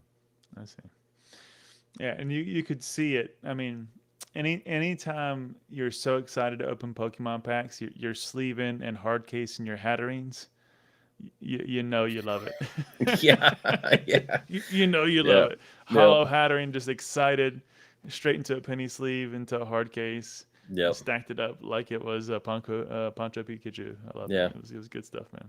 Yeah. But no, I could definitely see the joy in your face when you started getting back into Pokemon. And I think at some point, like within the first 2 or 3 videos after that Darkness Ablaze box, you're like, I'm all in. Like this is it. Like I'm going all in on Pokemon. I'm gonna start creating content every week, and you guys let me know what you think. And that was it. From there, everything you see is just nothing but Pokemon. Everything else just fell right off. Yep. Yeah, pretty much. Question for Java: best gaming console of all time? There's 3, and I'm not going to put them in any particular order. And this is just my personal opinion. And it really goes by the game selection that the consoles have, and how big and vast and how good the library is. For me, I think those 3 consoles are the Super Nintendo, the PlayStation 2, and the Xbox 360. I think those 3 consoles probably have the most vast and quality game libraries for their times, and where some of like the best, vintage games and some of the best games just period have come out of those consoles, I think. So, yep. Super Nintendo would have been my number 1 for sure. Yeah. Solid answer, says Ponga. Solid answer. Fully agree. I played so much Halo 3 on the 360. And the 360's library was just huge. So yeah, it was massive. Yeah, I remember when Halo first came out. It was a big thing for everybody. And then up until 3, each one that came out after that, I remember just taking off like 2 or 3 days of work. So I'd play the whole weekend and then take off like Monday, Tuesday, and just go at it like all day, and just till I couldn't do it anymore. It was great. Yeah, it's good times. Good times. Yep. Boomers in here. PS5 is the best console. Yeah, you're too young apparently, Lars. Too young. Yeah, I still don't even own one of those. Never did myself. I played PlayStation at a friend's house, back in the day, the first one. Resident Evil, Need for Speed, a few of those games were coming out, but that was about it. Yeah. Yep. Oh, yeah, that's a good point. I didn't think about that. Nintendo 64 didn't make the list. Yeah. 64 has good games, but its library is small. It only has like a few hundred games, I think, where the other ones are, massive. And that was kind of when they stopped doing the Japanese RPGs and stuff on those consoles. A lot of those companies went to Sony instead, and so N64 was like purely Nintendo stuff. But it was still good, though. That's a good point. It was still good, yeah. Nothing like what was it, James Bond? Yeah. Yeah. GoldenEye. Yep. Stuff, man. All right, man. One of the things I really liked about watching your content is, you got your family involved, or your family got involved with you, whichever direction that went. Watching your mom react to some of those was just great, especially when the guy, I didn't know who he was, but Blackberry Push, I think it was, when he fell out of his chair. Because his chair, he was like hopping up and down. Yeah. And he broke his chair. It was absolutely hilarious. But watching your mom react to some of those was so good. And then you also having your grandmother on to guess the value of the cards. Yeah. And I think you made a comment somewhere well before she came on, I think, where she would actually watch your content and give you constructive feedback and disagree with like your top 10. She's like, no, Scizor should not be in the top 10. Yeah. Come on, Grandma. Yeah, she every time I call her, I try to call her once a week. She's in her 70s. She's been in and out of hospitals and stuff. She gets sick, But so I try to call her about once a week, and every time she's like, "Oh, I watched your new video," and she is telling, "Oh, I didn't get to watch your new video yet, but I'll watch it when I get home," that type of thing. So she keeps up with all the content, and it was fun having her for, she came down for a few weeks. I think she stayed with us, and then I was just like, "You want to do a video? Like, I have this idea." I had a few different ideas. I thought about doing the classic one where you show like an old person like a picture of a Pokemon. You say, "What do you think this Pokemon's name is?" And they always like think up of crazy names and stuff. And then I was like, well, I'm kind of like a business channel. I have a wide range of like the values and stuff. Like, why don't you try and guess like which card's most expensive, and then what? And that ended up being a really cool video. She thought through that too. She was like, "Well, you always talk about Japanese, and so Yeah. and if, she was like, first of all, I'm going to dismiss this Radiant Charizard. That one's a no." Yeah. Yep. Yeah, she's like, "But always talking about Japanese," and it was of course rainbow, so it was catching her eye. She's like, "I think it's this one." Yeah. Like, well, no, Grandma, this time it's this one. She said, "Well, explain to me why." She's, "Oh, 1999. Okay. Yep. Yeah, good stuff, man. Do they do that willingly? Did you have to kind of twist their arm between your mom and your grandma and your brother? You've had them all on. No, so my brother, I have to twist his arm. Yeah, he's not huge on wanting to record, or like we're camera. Him and I are going to Japan next In month, March, and he basically told me, he's like, "This is not a Pokemon card vacation. This is my first time in Japan. This is a vacation." And I was like, well, I mean, if we walk past the card shop, I'm gonna have to go in.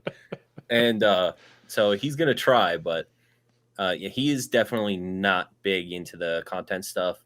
My mom enjoyed it. She got a couple. She doesn't like the comments, so sometimes it. Okay. I try to delete them before she sees them, but sometimes she'll see one or two and she'll be like, "I really didn't like that," and then I'll be like, "Oh, you want to record new?" "No, I really don't." Like, okay, that's fine, I get it. But my grandma just watched all my content, so it was she's very much game. I just asked her like, "Hey, you want to record a video?" She's like, "Yeah, absolutely. Like, when? Let's figure out how to do it." She was definitely That's awesome. very game to do it. Yeah. Yeah, you gotta be careful when Walrus is in your community and he starts commenting on your mom's videos. Some very inappropriate things will come up. Exactly. Example above by Walrus. Exactly. Yeah. Oh, I see it now. Java about to delete that video. Those were, I mean, though. It was good. Yeah, I like those videos. I like, when they want to be involved, that they're involved. I obviously don't push them to be or anything, but I try to think of fun, things to incorporate them into if I can. I love it, man. It really makes it special. It brings it back home, if you will.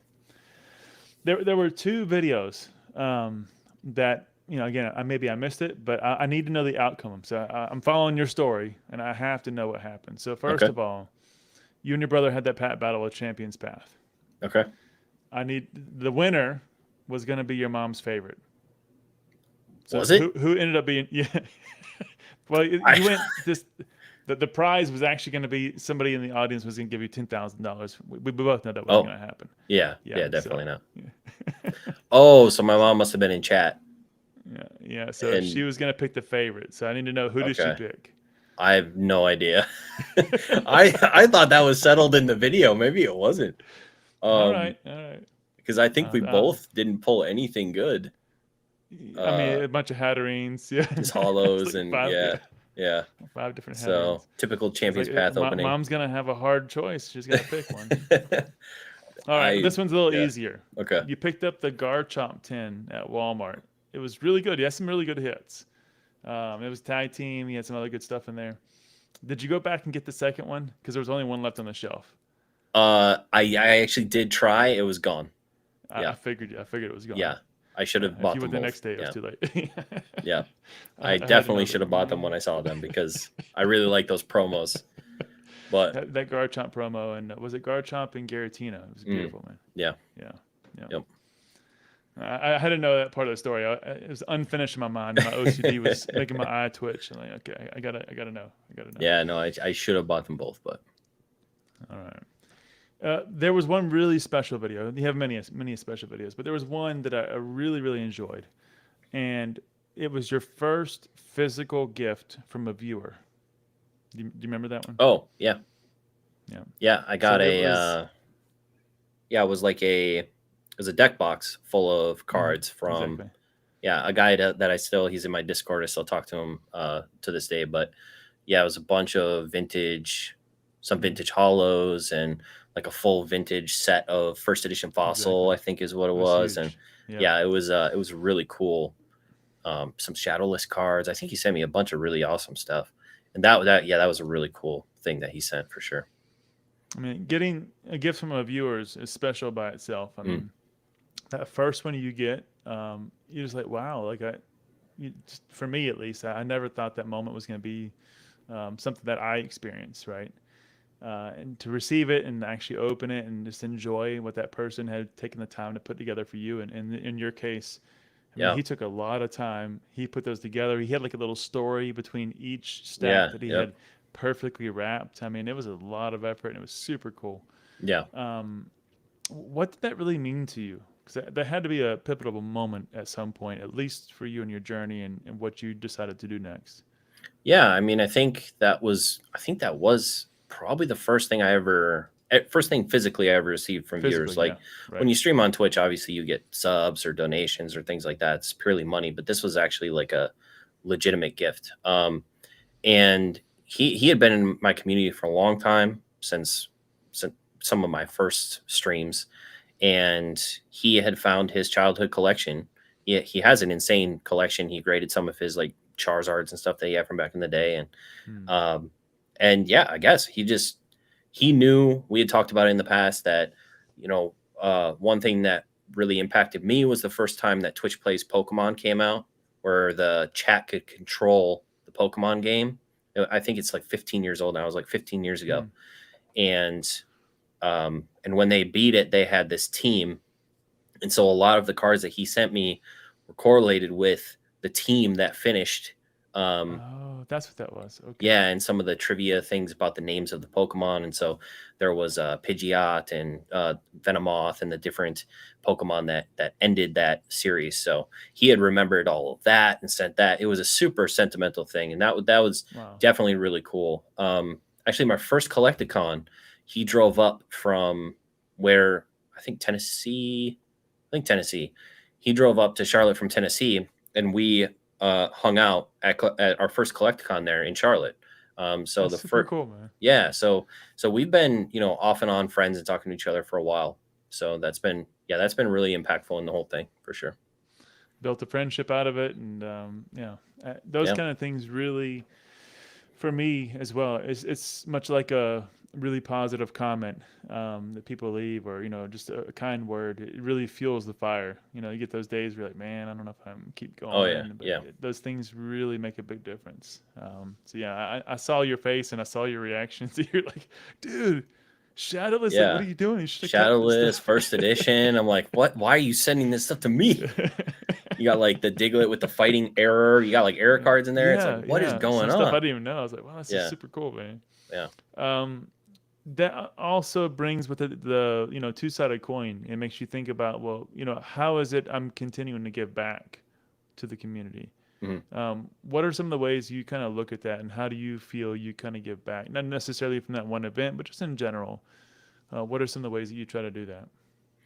Well, I think my channel is all about it's my experience, and then it's Mm. hopefully me using my experiences, the positives and the negatives, because I try to be Right. very transparent with everything that happens to me yeah, throughout all of purchases and sales and all that stuff. And hopefully that information can help people who are trying to do something similar to what I'm doing, grow their businesses and stuff as well. And so when I'm making videos about here's how to reduce your risk on buy, or here's what just happened to me with PSA, or here's this card, I bought 20 of them and I've, made this much money on them or whatever. Maybe you can too, type of thing. It's like that type of information. Hopefully that information that I'm giving out to them can help them, just like Jake or Dan or those early people that I listened to really helped me. So yeah. I try really hard to not make prescriptive statements where it's like, you should buy this because this will make you money. It's like, I bought this. This is how it worked for me. This is how successful it was for me. And maybe you can apply this in your situation. So it always comes from something that I've done or I am currently doing. And I'm showing you the cards. I'm showing you the sales. I'm showing you the profits. And I'm not just saying, do this because it'll work, because yeah. I'm sorry. Go ahead. No, I like to not do those prescriptive statements because not everyone's situation is the same. Like I started with only $300 a month and I had to grow from there. And now I'm at a point where some months I might spend like $5,000 on singles. It's like my experience now is not necessarily going to help someone who is $300 a month buying and flipping singles. So hopefully what I'm doing now, they can, kind of form into something that helps, them in their current situation, like scale it back down, or they can look at my older videos when I was in a similar situation. They can learn from those. Right. Yeah. It reminds me a little bit of Jake there. I hear Jake in your lessons learned for sure. Yeah. Yeah. I mean, I'm very glad that he's back to doing lives, or he just did a live the other night. I missed it. Yeah, I gotta check it out. Very, very helpful in the beginning of things with, you can say that like he was overly bearish maybe, or he wasn't super confident in Pokemon at the time. But I think that really helped me not to go too far too fast. And really kind of dip my toe in and then continue to grow from there. It's been a slow but steady growth instead of like a biting off more than I can chew situation. Right. Now he had a great way of looking at it. And I think obviously his background and his education, helped a lot to dissect that and break it down into pieces and make it digestible for each person, for sure. Yep. I was gonna say this came up while you were saying that. So a way better way of saying that is it just grade 10s.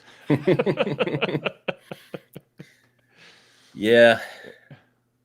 I won't say who, but someone spat on a piece of paper wants to mail it to me.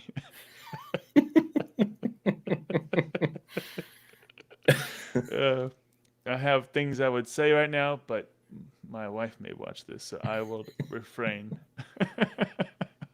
I will refrain from saying anything else. It's good to see you too. Good to see you, Walrus, always. Shovels, good to see you, man. Thanks for stopping by, man. Too far, too fast can be hurtful. Slow and steady. Yep, that's it. Exactly. Slow and steady. Sure, yeah, exactly. Let's go with that. That's exactly what he meant. But keeping it on the PG-13 side of things. One of the things I'm curious about, and again, perhaps I missed it, so forgive me for any repetition for you. What's your strategy here in 2024? You kind of spoke a little bit about it before we started the call, but what are you looking to do and create in terms of content this year? Content-wise, I've thought about, I'm trying to figure out a way to fit the content in a way that doesn't, my idea, and I talked about it a little bit in my recent live stream, but my idea for this year is possibly doing everything live. So if I have PSA return, doing it live, if I talk about like an end of month, doing it live, and then taking the sections from the live, editing them in a nice package, and then putting them out, so that I'm kind of knocking two birds with one stone. I don't have to set aside a couple hours on a Saturday morning to sit down and record videos for the week. I can do them live. I can hang out with people, and then I can just edit and put them out as they happen. I think that might be a better workflow for me right now with like business and work and everything, and kind of streamlining that process, but still putting out decent content. Didn't you make a comment that you might also try to work in how you give some of that to members, and then some of that would be for just general public? Did you have a thought there? I was thinking that the lives, like the unedited versions of the lives, I would make member only, and then the sections that I edited out would be for everybody. So Okay. basically, like if you want the entire unedited experience, you could do, you know, I think members are like $1.99 or something. But all of the like video ideas that I had for that live are public for everybody. Okay. Okay. Kind of like the director's cut. Yeah. Pay a little Yeah, extra for the kind of, yeah. director's cut. Yeah. Yeah. Yeah. I like it. Hey, Mason, good to Oh, see you, Mason. man. That idea has been floating around for a couple months now. People are shipping us. Uh-oh. Do I hear something coming up? We see a Java and Mason podcast starting? I don't know. I don't know how long it would last. Mason and I disagree on too much. He's making all these videos about Gen 1ers being left in the dust and stuff. I don't know how that would play out on a podcast. I think you would find a way to make it work. It makes for good content, I'm sure. Yeah. Yeah, that'd be good. I'd love to see it. I'd love to see it. You know, I offered Mason one day to join, and he turned me down. He said, "No, thanks. Oof. Thanks, but no thanks." Yeah, I know. Jeez. I said, "Well, okay then. Man. Moving on." Well, when I was talking about starting the, or when I was dreaming about the whole setting up the physical location, right. I had thought it would be a fun live to kind of propose my business plan to Mason and see how fast and hard he would shut it down, or if he could if he would be able to help me out with formulating that live. So we're still talking about That'd be cool. possibly doing that. Yeah, that'd be really cool. No. I mean, it'd be a bunch of him saying no, stop, no, don't Maybe leave, walk out the door, stop, don't waste your money. It's very possible. Yeah. That'd be awesome. I did want to ask, are you planning on going to car party this year? Yeah, I will be there. Okay. I am. Yeah, I bought for some reason I opted for the most expensive ticket, so I got like the VIP pass thing for the entire weekend. Basically had, I don't want to say it's like, I guess convention blues, I'll say. I wasn't like depressed after the convention, but after getting home, after spending the weekend with everybody and then coming back to like, it's back to normal life. You know, for the first couple of days, it was like, damn, that was so much fun. Like, why can't we do that every weekend? And so I like FOMO'd in hard that week and just bought like the most expensive pass to Card Party. People are already talking about how Card Party is going to be this really cool thing. It was so cool last time. So I'll be there. I'll be there. Cool. Did you get to go in 2023? No, I didn't go for the first one. Okay. Yeah, I didn't either. I haven't made any plans, but I thought about going, but I don't know. We'll see. I got a wife and 2 kids, so it makes those kind of things a bit more difficult to plan a bit for. more difficult. Yeah. But you are going to do, in terms of Collecticons, you said Charlotte, Orlando, a few others? Well, Charlotte for sure. Virginia, because that's only like a 3-hour drive for me, and then Chicago. So those are the 3 that are like for sure booked, and Card Party. But those are the events this year so far. But you're not going to vend at Card Party, are you? No. Just go to kind of enjoy, kind of have fun. Yeah. I know there's a group that like Jake, Pokenomics is going to be there vending. There's a group that's going to be down there vending for it. So I'll probably spend a lot of time in that area. But yeah, I won't be vending myself. Okay. Let's see if there's anything there I need to pull up. Thrifty said, one time Java gave me a Chewy bar and saved my life. Starving. It was probably the first day, because the second day, well, oh my God. So this story. So Pikachu, I don't know if you know Pikachu in the Discords and stuff. I stayed with him in the hotel, and my thought was, I am local, so I'm like, you know what? We'll bring a cooler with a bunch of water, fill it with ice in the morning from the hotel. I'll bring a bunch of granola bars. Like I wanted to be like accommodating since I was driving. So we get there the first day. Drew is wheeling in the cooler, and I'm in front of him, like carrying everything else. and he drops the cooler. So the cooler falls, it opens up, water goes everywhere on the floor. And I actually caught it on video. I think it's in my I don't know if I did make a vlog of that weekend. It might be in a live stream. But he drops water everywhere. So I had this blanket with me, and I was like, I'm going to soak up all the water in this blanket, and no one will ever know. Well, that didn't work because the blanket was made out of some, like, I think it was made out of some material that was like not supposed to soak up water or something. It was not absorbent. I was like, all right, this is horrible. So I go to the front where the people are checking in the vendors. I'm like, hey, we had a water spill. I'm so sorry. Like, can someone come and clean this up? They send me with a person. He's like, I got it. It's all good. Okay, cool. Didn't hear about it at all. We had a cooler. We had a bunch of waters. We had granola bars, like all, we were set up in the spot. And then the next day, we were walking up, we were checking in as vendors, and I realized that they're confiscating everyone's food and water. And I'm like, oh no, like, they weren't doing this the first day.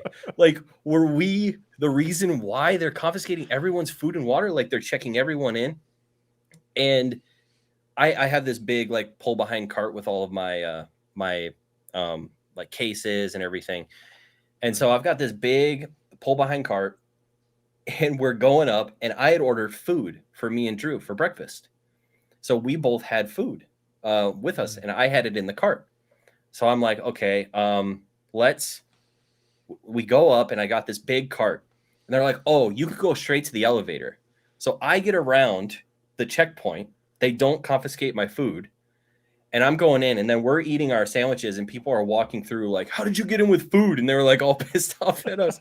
So I feel like what happened is I ruined everyone's chances to bring in food and water the second day, and somehow I was still able to bring in my food.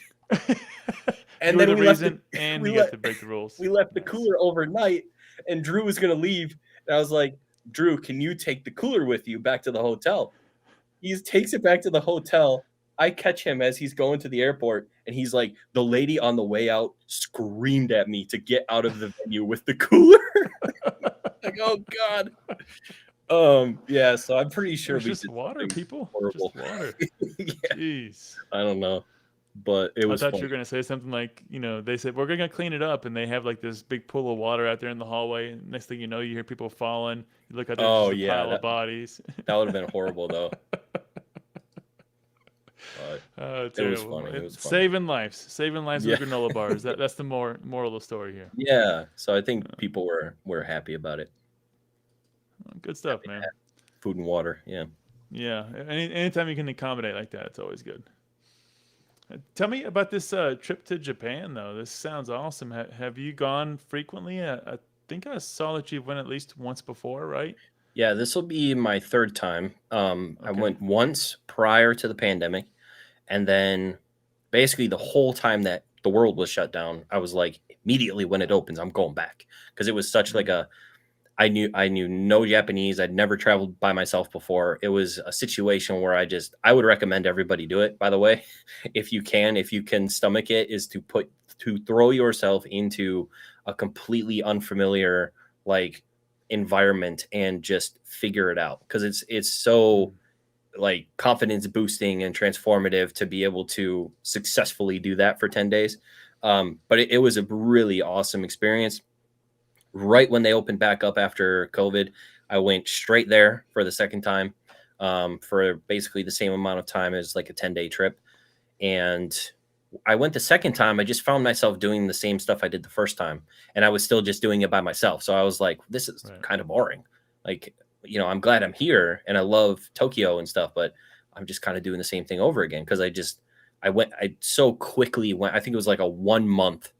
I just went the next month right after they opened. So I didn't really have any time to plan or prep anything. And I was like, okay, next time I'm coming back, I'm bringing somebody. So then I got back, I called my brother. I was like, hey, we should go next year. And he was like, all right, so we're going. I'm going to take him. I'm going to play tour guide, and he's going to see Japan, and it should be really fun. I'm looking forward to it. Cool, man. So this secretly wasn't just an inventory trip. No, you actually wanted to go on vacation. Yeah, this one's definitely a vacation. The last one was actually more of like a card excursion. But it was not the right time for it because everything was sold out. There was no, there's really no boxes to buy unless you wanted to buy like Japanese Pokemon Go. Basically, it was like the only box available at the time. And then all the singles were like way overpriced compared to Bai, and it was way harder to shop because I didn't know the language and everything's locked behind cases. So you have to have someone with you all the time as your condition checking and stuff. So it's much more difficult to shop over there. And a lot of times the prices really aren't even that good compared to, you know, some of the websites with coupons and stuff. So, I got to do some videos though. I went to every Pokemon Center in Tokyo, including the Kyoto one. So I did a video there. And then I did one other Pokemon video. I just talked about prices and stuff over in Japan, I think, and did some vlog footage. But so I tried to do some videos out of it, and I bought a couple things, but nothing really crazy. But it was fun. All right. So it just happens to be that you like Japan as a vacation spot, then, not Yeah, necessarily. It's a really nice place to visit. Yeah, have to go check it out. Haven't been there. Been to many places, but Japan's not one of them. Yeah, long flight, but worth it. Yeah, I've been to a few places in China, Bangladesh, India, and those are long trips. Trips. That's when they give you pajamas. So yeah, here's some pajamas to sleep in. Yeah, I think when I finally have showed everyone Japan that I want to show, I think I want to do South Korea next. Korean food is probably some of my favorite food. They've got some crazy street food and just some really good food. So I think that is definitely something that draws me that way, to go to Korea and have that experience too. Nice. And then mark this day, ladies and gentlemen. Soon after that, he'll be selling Korean cards. Maybe. I just happened to find them there. I'm just saying. I have to bring a second suitcase with me. Just fill it up. You can buy it when you're there. It's all right. Yeah. You buy the size based on the inventory you bought. Then you buy the suitcase. That's the way that works. Well, let's switch it over to the market just a little bit and kind of hear your thoughts on a few things. More generically speaking, I just want to hear your opinion, because you're dabbling. Obviously, you're involved locally with LGS. You're involved, obviously, getting a lot of stuff overseas. Business is growing.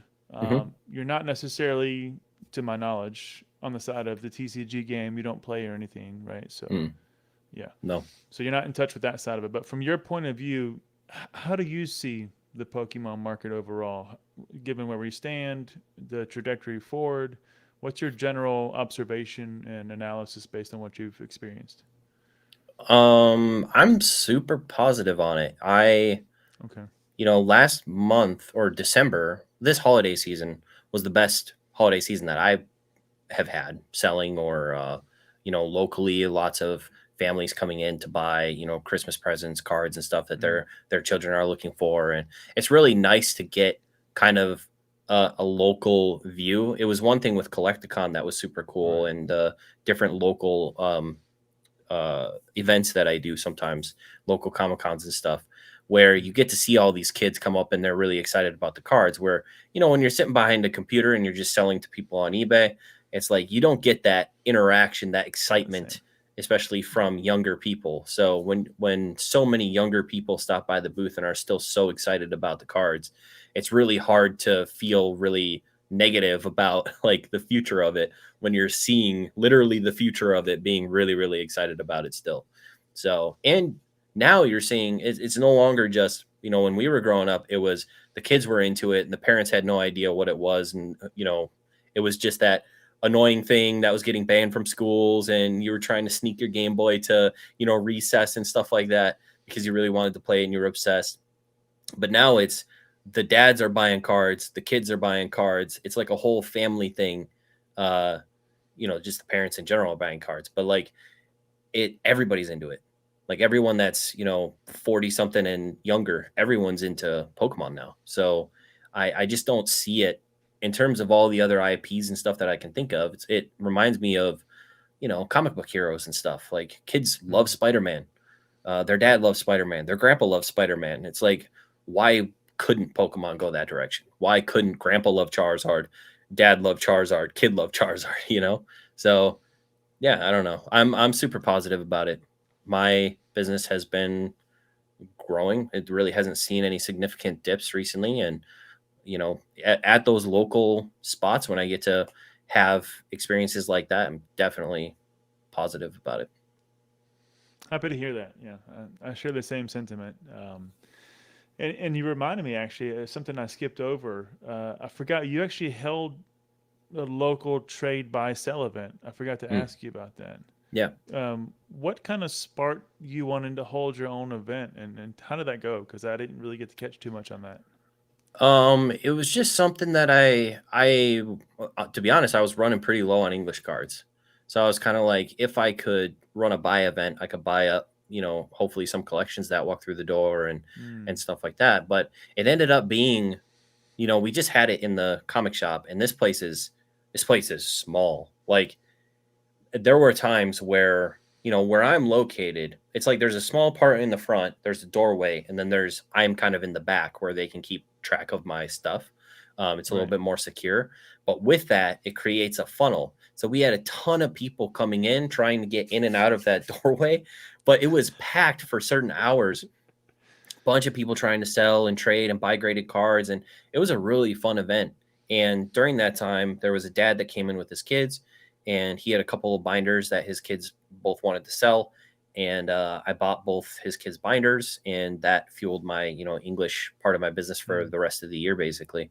But it was just fun for, we really didn't market it all that much, but it was pretty successful while we were there. um okay. so yeah, it was really fun. I probably should do another one of those at some point. Trading is just trading is tough. It's hectic. Yeah, it's Yeah. I sometimes it's tough because usually it's a little kid, and they have a binder, and they have a couple cards that they've picked out of my binder, and they come up and they're just like, just choose something from my binder, and it's like, I'm not going to do that. Like, we're going to try and figure this out. And so usually I end up picking like some beat up like GX that has a crease in it, and they just Yeah. walk away with like two really nice looking Japanese cards, because I'm just like, you know what, I don't need those, $2 Japanese cards that you're really happy about, and I'll take your, beat up Dragonite GX or whatever for it. Like, but Yeah. if the price of those things scale, then it starts to, not be so great in my favor. So I'm more like, I would more like to buy collections and sell, products and stuff like that, and trade occasionally. But yeah, Okay. trades get a little hectic sometimes, for sure. Hard to say no to the kids, that's for sure. Yeah, definitely, definitely. It's like, oh, Yep. I'm sorry, those are all fake. I can't trade anything. Yeah, like, yeah, I got wrecked on a trade, but yeah, it was just a kid, and they're just like, just pick something from my binder, and they've got like $20 cards and $5 cards and $2 cards, and it's like, I will take this disgusting looking Dragonite GX, and you can have those three like $1 Japanese cards, and I'm totally okay with that. Like, Good to good go. job, Good to go. kid. Like, Yeah. yeah. So, yeah. My youngest son, it was last year. We went played, at a local event, and after that they did some trade time, and so everybody broke up the binders. My youngest son at the time, he was 4, Mm, and so he broke out his binder, and they were looking through it. And I was kind of supervising, just kind of sitting, one table away, yeah. and he pulled out some cards out of their binder, much like this story. He says, "Okay, I would like these two," and they looked through his binder and they said, "Well, how about this one?" He goes, "Nope, you can't have that one." So, well, how about this card? No, you can't have that one. Yeah. He said, "Well, I don't really see anything I want." He says, "Well, can you try again?" He was pushing. And my wife That's looks aw- at me. He goes, "Wow, we got a hustler." I'm like, yeah, I don't know who yeah, told him that, but that's awesome. That's and when they hilarious. said no, he was like, "Why not?" Yeah. so, No, that's so great. That's great. it was good stuff. Good stuff. That's awesome. Um, but I do want to going back to the market though. Mhm. It's always interesting for me to hear different people's opinions and kind of get a simulation. How do you see now Scarlet and Violet? Because I think you're dabbling in it from the Japanese perspective and getting some hot singles. You're flipping them. I know it's not had the best reputation in English, but how do you Mhm. see it on the Japanese side, and what's your perspective of this new era of Pokemon? I mean, I have been largely not participating in it. Okay. And I think just because, like, I bought some of the new Charizard, the shiny, some of the I thought you did. 151 Charizard, and some of the shiny Charizard from the new set, because there's some margin there currently. But I really haven't been like, if there's a popular Pokemon that pops up in a set and I feel like I can do pretty well on it, like the reverses from Pokemon 151, the Master Ball reverses, Right. I did really well on those. But for the most part, I'm not. I open a case from every set for the store, so I get to experience it and see all the cards and pull some cool stuff. But for me, Scarlet and Violet, I really kind of judge it based on the games, and maybe that's unfair because I really haven't enjoyed the games the last couple games. Okay. Just from my personal perspective, I've tried to play Scarlet and Violet a few times now, and it just hasn't hooked me. I can't get into it. So because of that, I don't have any attachment to a lot of the I see. new cards and new Pokemon in the set. So Groudon, when a new Charizard pops up, I'm like, yeah, let's go, because I have an attachment to him. But a lot of the new stuff I'm just not super into, and I'm definitely a hater on the hats. I don't like the hats. Yeah.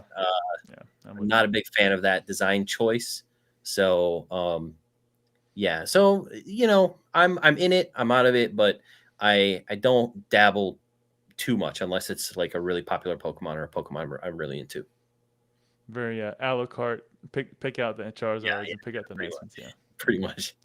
Yeah, I think I saw you got Charizard. You got I think Miraidon, the new gold Miraidon, that new gold texture embossed look one, and then whatever the other one's called, like looks like a mop, like a Chinchou, Chinchou, whatever it is. Yeah. I'm not sure. Yeah, one of them. Wo-Chien, I think. Yeah, that's it. Yeah, Wo-Chien. Yeah, that's it. Yep.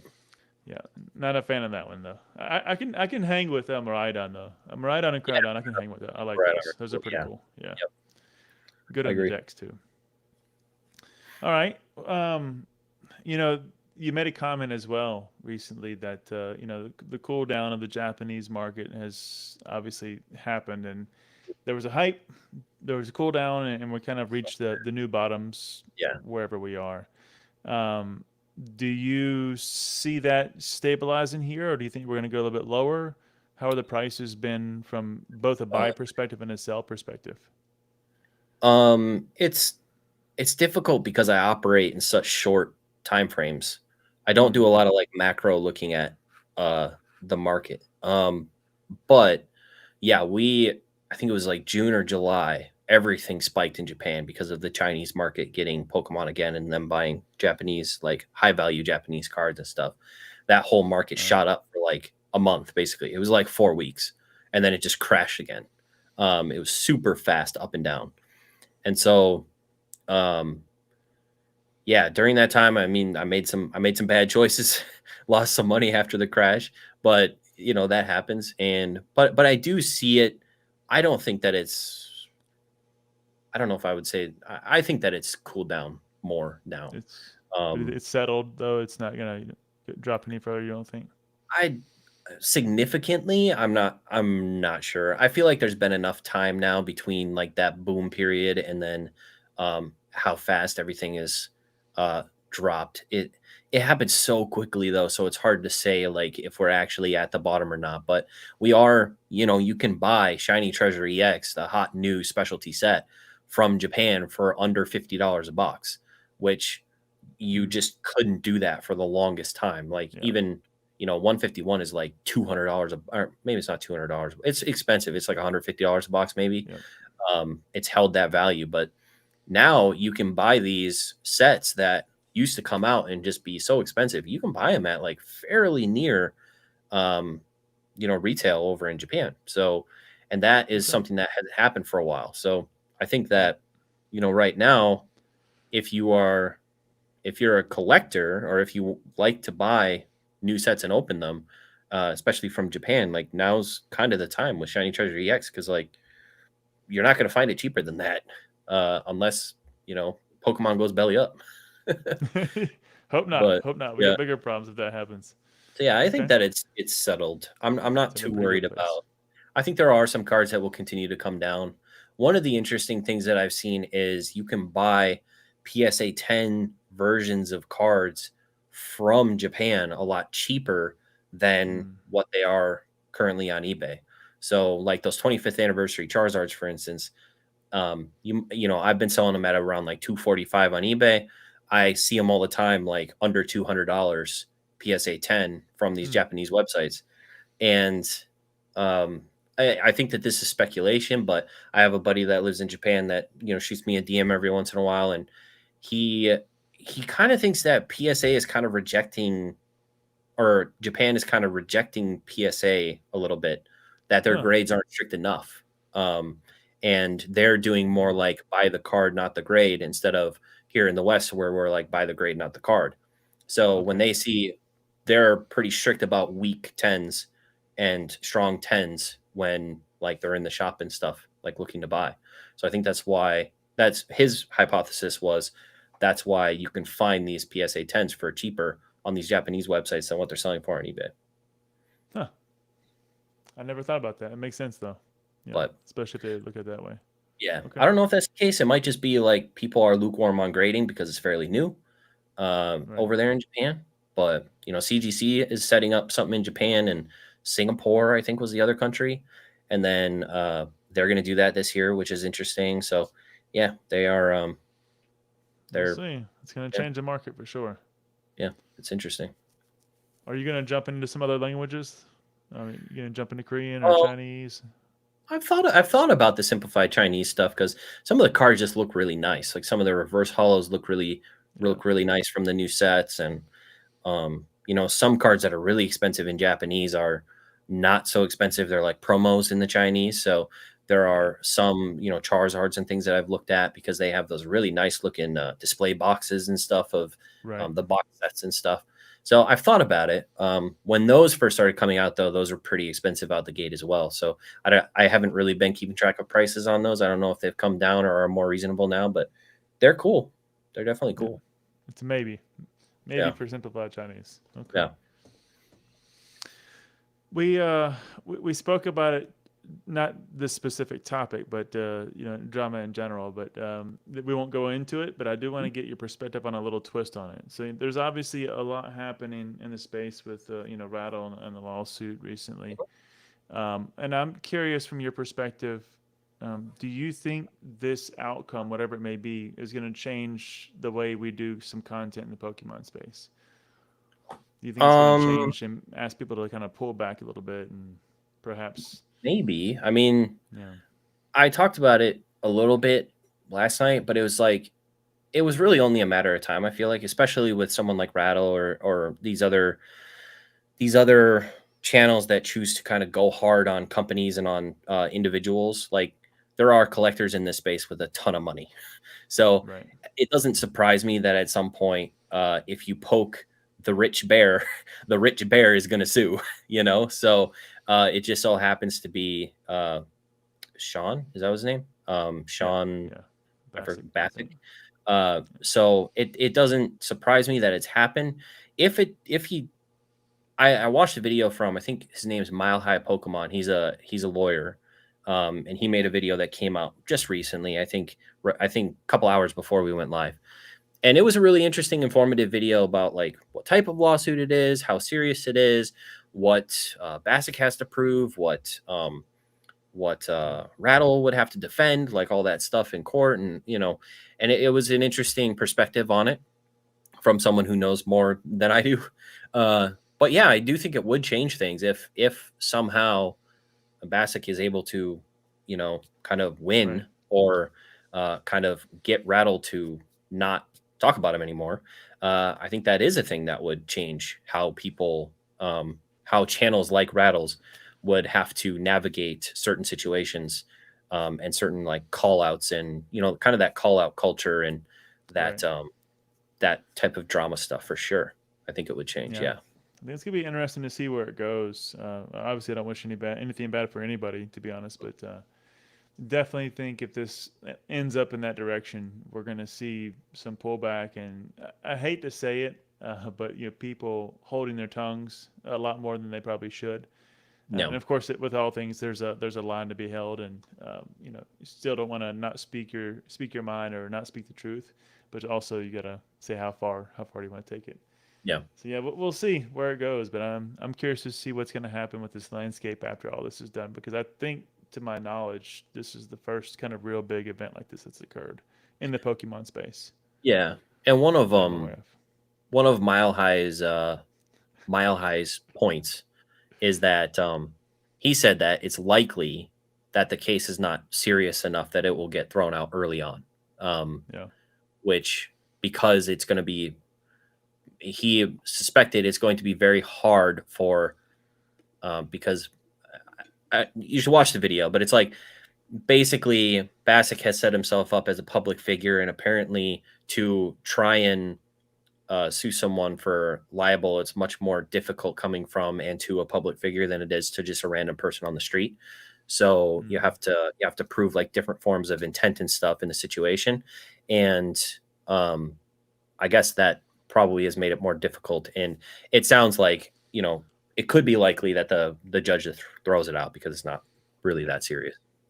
Could be. Which then will take the content a whole different direction. Yeah, true. That is true. There'll be a little bit more gas on the fire, so we'll see. Yeah. Don't worry, Walrus. You could go either way, man. You can get a lot harsher. You could have to pull back. We'll have to see, Walrus. But you'll be first on many people's hit lists, my man. Be careful. But yeah, just definitely check out that video if you want to know a little bit more from like an actual lawyer, like an actual source of someone who knows a little bit about this stuff.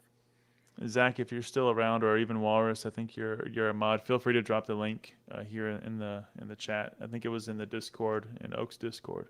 Yeah, Oak had posted it. There. Yeah. All right, man.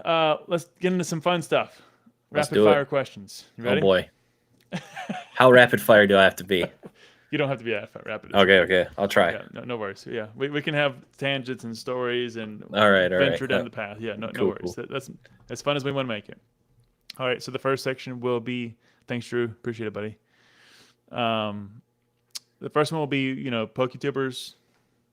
Somebody in the Pokemon space. Okay. And then the second one will be general. So we'll keep going, and I'll let you know when we switch. All right. Who do you feel is your biggest competition right now? My biggest competition? I try not to be competitive or like compare my results with other people. But the person that I look up to that does something similar to me that I think is probably competitive in my same space is definitely Retro for sure. Okay.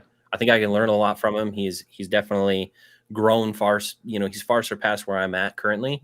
But we're definitely both in the same, arena. I would agree. Yeah, I think that would be a good counterpart. Yeah, to yours. Someone you watched as you got back into the hobby 3+ years ago, but you still watch today.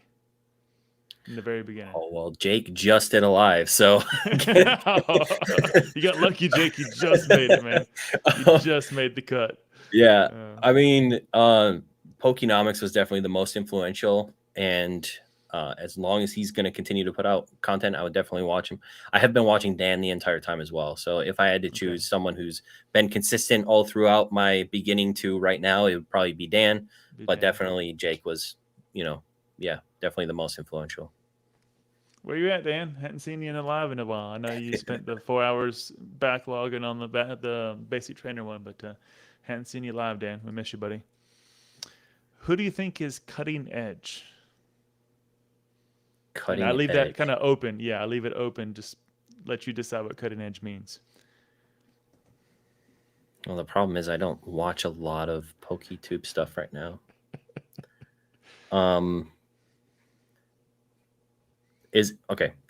I think personally, in terms of long form podcast style interview stuff, I think you're the most cutting edge. Because thank you, of the people that are doing long form right now, I think that you seem to put in the most, I don't want to say the most effort. Everyone puts in effort, but you go back, you're thinking about topics. I love when these podcasts are topic oriented, where you're going from question to question and it's very structured. So I think this podcast and show, and then the podcast that Gem Mint and Tetra, I forget what it's called. Yeah. I really like the structures of those podcasts because it is structured in a way. And I think with the homework that you do on the people that you have on, you put in the effort, you've got the structure, you've got a really good interview style. I think you're doing, yeah. Thank you, man. Thank you. Yeah. Much appreciated, man. Yeah. Deep love, man. Who do you look up to the most? Who I look up to?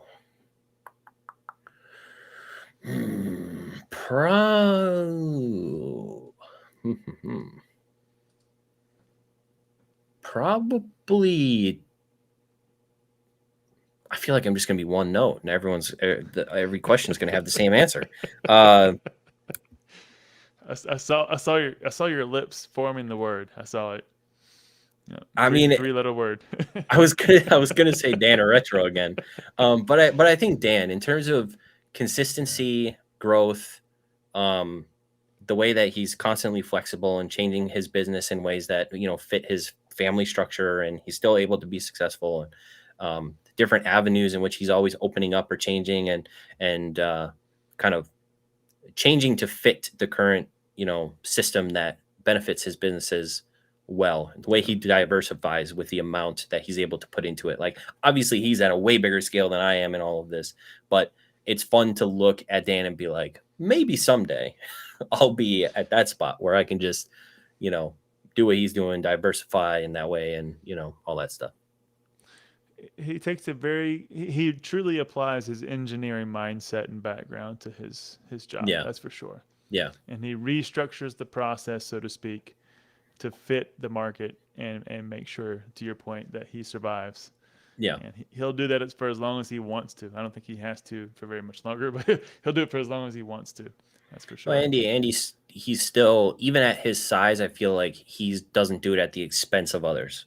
Like, he's not using people to continue to grow. He's figuring out ways that he can help people. Like, he's lifting people up through his content and stuff to grow along with him, which I think is really admirable. Fully agree. Opposed to stepping on others to get to the top. Fully agree. Much respect, Dan, from all of us here.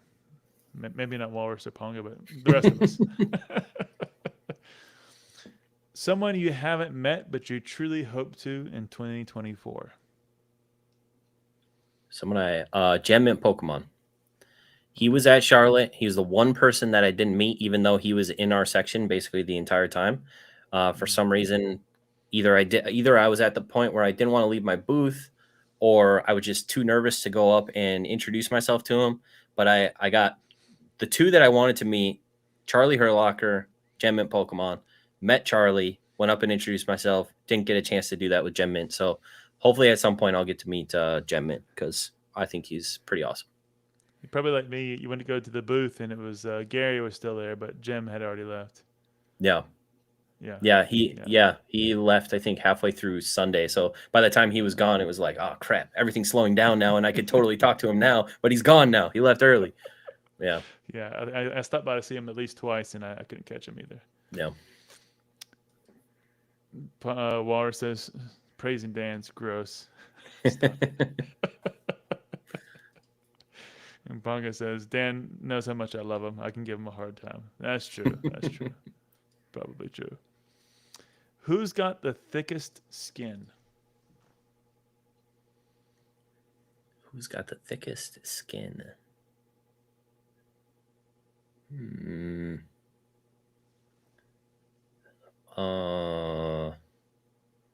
Probably Greeny. I feel like anybody can say anything to him and he'll just like laugh it off. Like, he doesn't seem like the person who would really care like what the YouTube comments have to say, or what anyone has to say about like the way that he's doing his business, or the fact that he likes CGC. Like, it just doesn't seem like anything gets to him. So I would say probably Greeny. I think everything just bounces off of him. He's got like a force field around him for That's a good choice. Hate. Good choice. So yeah, whatever. Yeah.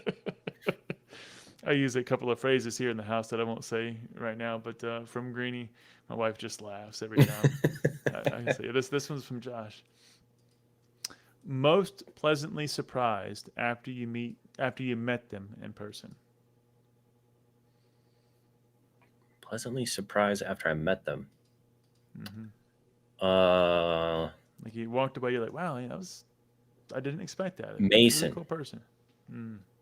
I figured Mason would be nice, but I didn't like the amount that he went through that weekend with Charlotte with his truck breaking down and all that stuff. I would have expected him, and I would have totally been okay with it if he had just been an asshole the whole weekend.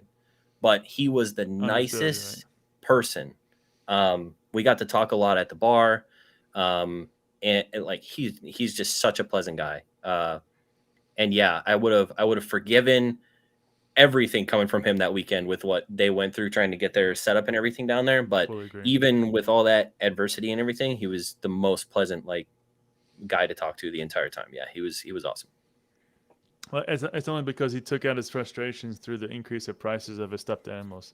Oh yeah, we went and bought a Rayquaza for my son, and he upped the price by 50% right there on the spot. I'm like, jeez. All right, Mason, I get it. You got to pay for the car. All right, man, that's fine. The best dresser. Oh man. The best dressed. I feel like we're all just like t-shirt and sweatpant people. Exactly. When I wrote that question, I'm like, yeah, I don't think he's gonna be able to pick anybody. I know what I would say.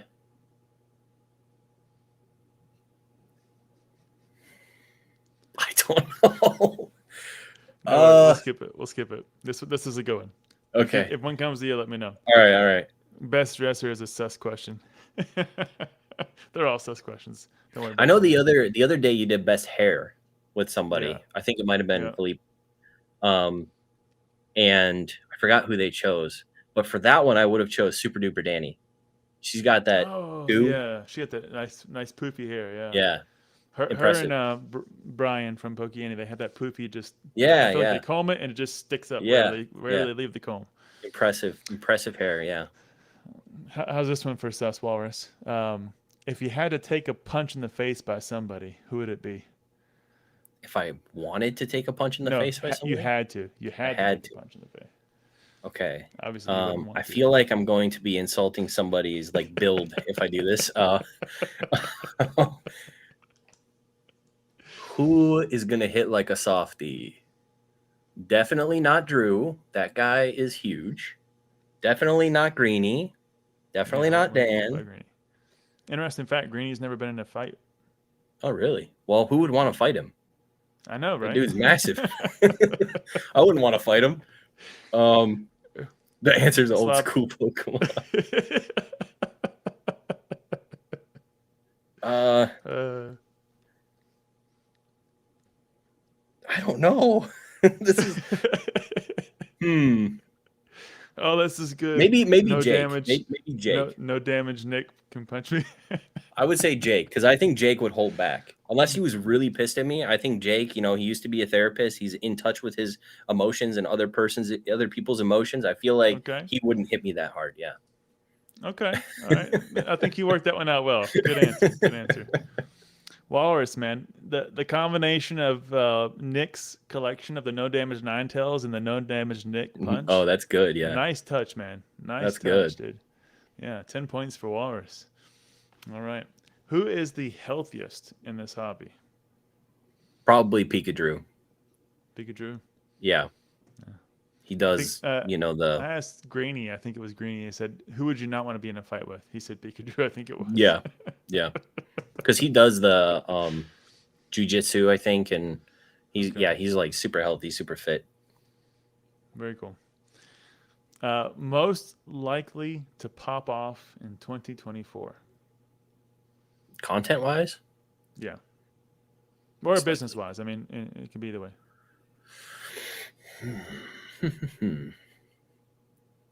Who's making fun content that hasn't popped off yet? Ponga. Ponga says me. Ponga doesn't make content. You gotta start making content to pop off.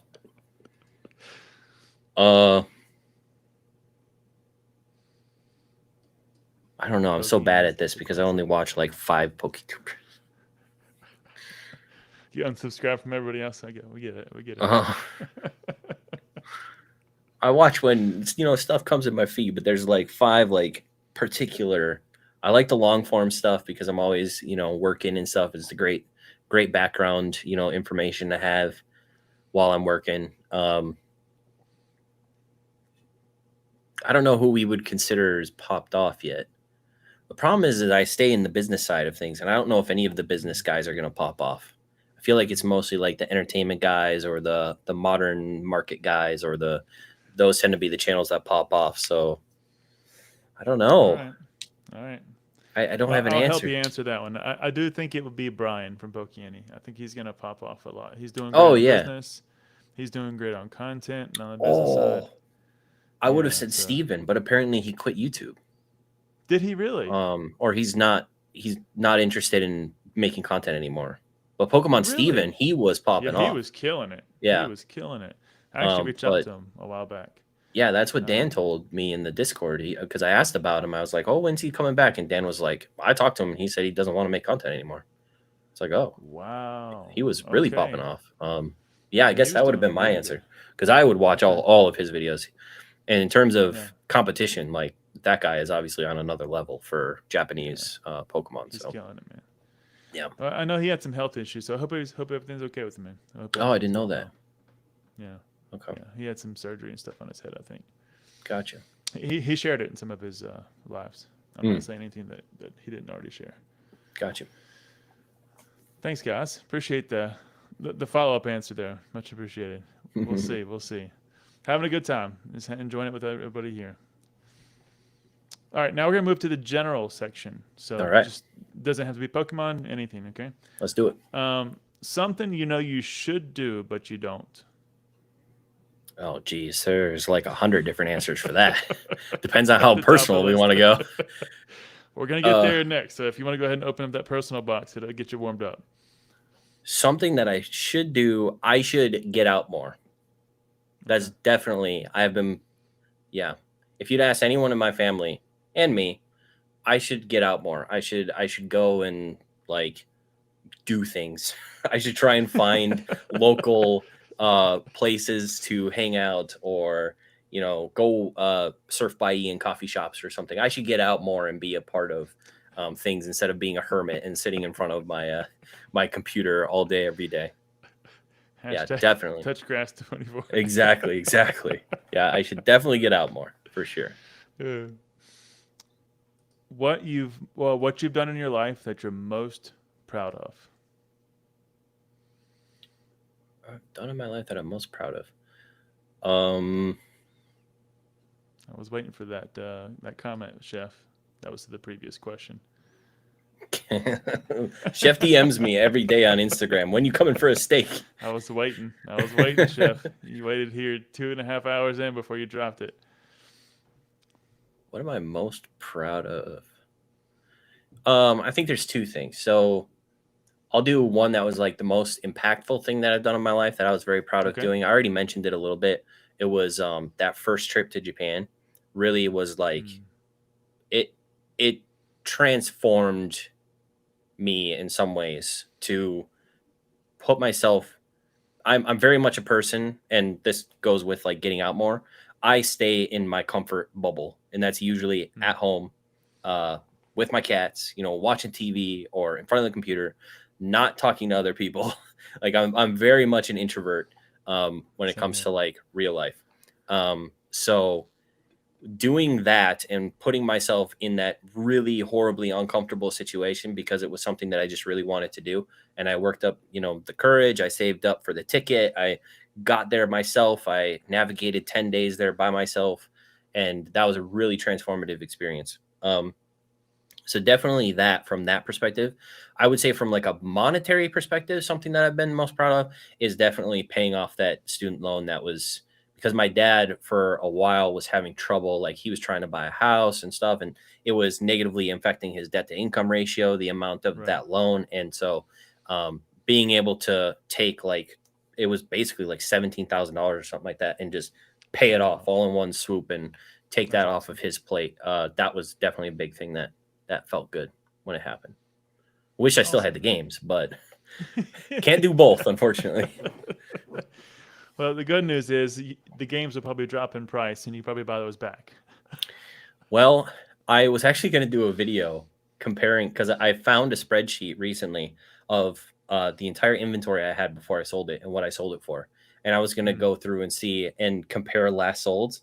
And I did the NES games and the Super Nintendo games. And then I kind of wanted to cry because I was at like, everything today is like at least twice as expensive as it was when I sold it. Really? Oh, Yeah. wow. So Okay. yeah, it was because I had stuff like complete inbox, Super Nintendo you games, did? NES Okay. games. Like it was a really fun video game collection, but it needed to go. So I understand. yeah, And it went to a good cause. yeah, But your dad was also, donating his responsibility and signature on the dotted line for a good cause. So yeah, yep, it all comes back around. yep. Something big in your life that you still want to accomplish that you haven't yet done. So essentially the inverse. Something big that I want to accomplish.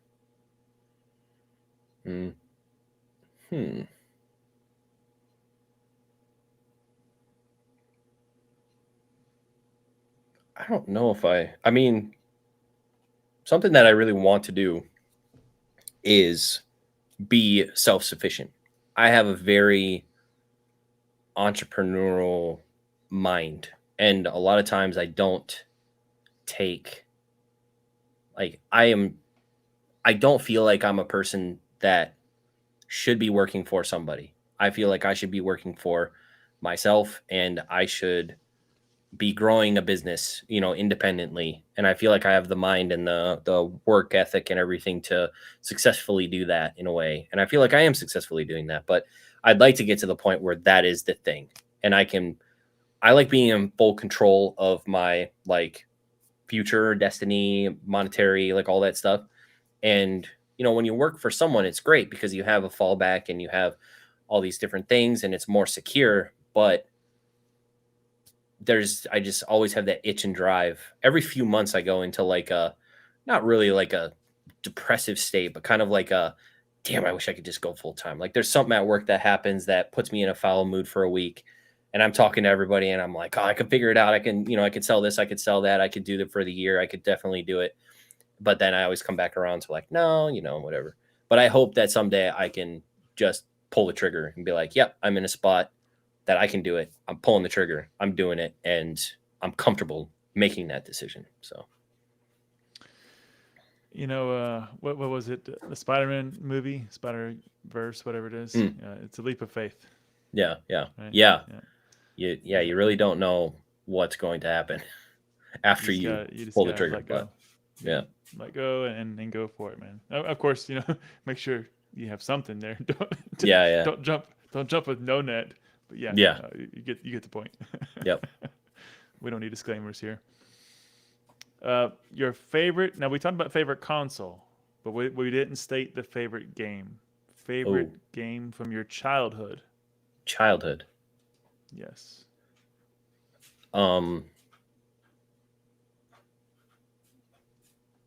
From childhood, it's gotta be Pokemon.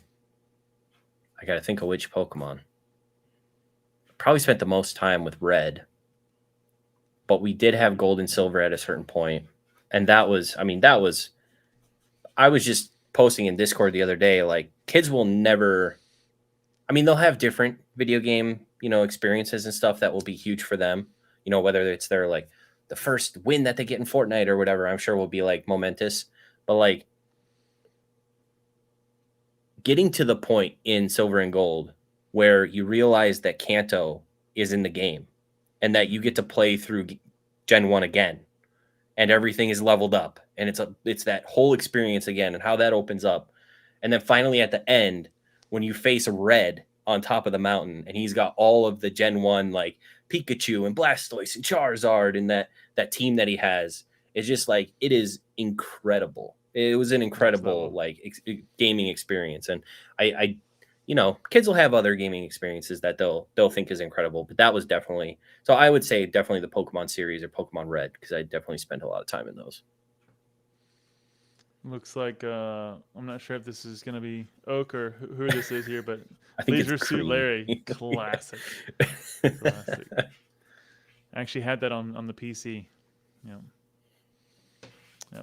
One of my first games. I'm a little bit older, as I often say, than most of you. So my grandfather bought my grandmother a 1981 Tandy 1000. I still have it here next to me. Tandy. Still works. So green screen type of monitor, right? And so Okay. 5 1/4 floppies. And he worked at Oh. Sears at the time. And so when he bought this was like a big deal. Don't quote me on the Yeah. number, but it was like $3,000. So $3,000 in like '85 was a big deal. Yeah, that's It's like, expensive. Yeah. it's like, whew. So he bought that for my grandmother, and they had it set up in the back room, and that's what I would get to go do when I went to go stay with grandma. When my mom was working or whatever. And so she had Pac-Man, Hangman, and Cubert. Okay. And those were the three games I got to play because I didn't have game consoles and stuff growing up. Yeah. And so those were the three games that I got to play the most. And then other than that, it was the original Mario. I had to go to a friend's house. We'd stay the weekend over there and we'd play all night. It was Yeah. good times, man. Yeah. Because of course, no save. Yeah. Yep. All It's right. a different world today. Good times, Video man. games. Good times. Yep. Yeah. I mean, I agree with you. There's something. Earthworm Jim. Oh, that was such a good one. That was such a good one. Ponga. Now you're connecting the dots. That's right. That's right. You remember the story about Grandpa paying me pennies, but yeah, I've never quite thought about it like that, Ponga. But yeah, you just made me feel pretty bad about that. Appreciate it, Ponga. Thanks. Best event, show, or concert you've been to? Best event, show, or concert. Well, I've only been to one like proper concert. I'm not a big like live music person. Not a big music person in general, but I haven't been to a lot of concerts, shows. Yeah, it could be a show, it could be a play, it could be anything like that. Well, this is super boring, but I went to film school, so a movie experience that I had that I felt like drove me to film school, like solidified obviously the Collecticons as well, but what solidified me wanting to go to film school, because I was making short films and stuff in high school, because we had like digital media classes and stuff where we got to make short films, and that was super cool. So I was making those, and I loved movies. I worked part-time at a movie rental store. So okay. for basically since I was a freshman, I think 4 years in high school, I worked there the entire time. And so I was big into film. And when I was graduating, Inception came out, and I went and saw that with my dad. And I remember walking out of the theater thinking, you can do that? Like, it was like a crazy like experience coming out of the theater. Like, you can actually make movies like that. Like that is so cool. Like, I'm going to make movies like that. It was very much pushed me in that direction. And I feel like, some of the editing that I did during that time and learning Photoshop and stuff, and that's really helped me in the YouTube stuff, right. Going forward too. But that was definitely, it's one of my favorite movies of all time, based on that experience. And it definitely pushed me to film school for sure.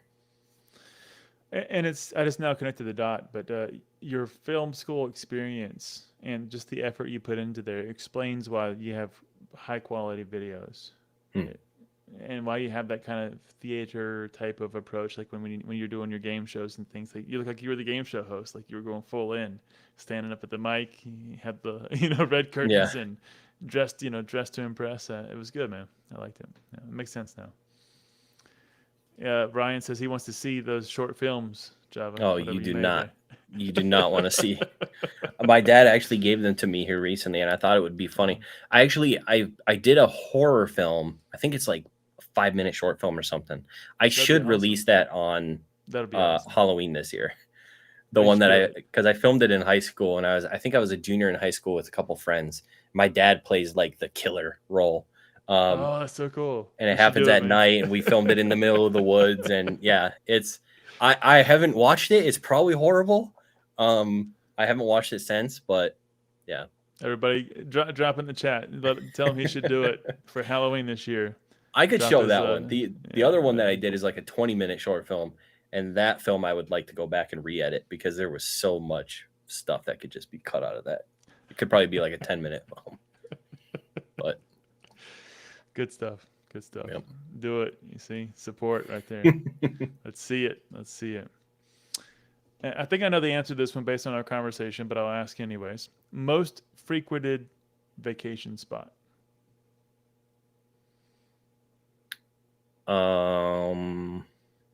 Have I been anywhere more than twice? I don't think so. Japan. Yeah, I'm going a third time. Yeah, Japan is probably. If we don't count like grandparents' house and stuff like that, if we're counting like Right. legit vacations, like leaving the country, yeah, Japan for sure. Okay. Your favorite TV show? Ooh. I'm going to choose a show that's not anime because I already said my favorite anime. So we're going to choose a show, like a legit show. Can you stop trying to eat my headphones? I've got a cat right here trying to eat my cord. I would say it would have been Game of Thrones if it didn't end so poorly. So I would say probably Breaking Bad. Okay. I think Breaking Bad's probably pretty popular. So good from beginning to end, and I think it was good all the way through. Did you get to see, ironically, the movie C on Apple? No, I don't have Apple. Oh, okay, it was good. It was a good one. That's the one where it's like a tribe of all blind people, right? Yep. Yeah. It was really good. Yeah, that'd be interesting. I can't wait to the next season. Yeah. Can't wait for that one. It was the main actor from Aquaman. Oh yeah, the Jason Momoa guy. Yeah, he's good. He was good in that movie for sure. Cool. The last movie that made you cry.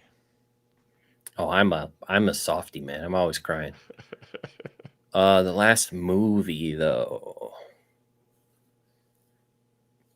TV show, I would say the final episode of Attack on Titan because it was the culmination of everything. It finally ended. There was really sad moments and stuff that definitely had me crying a couple times. Movie. The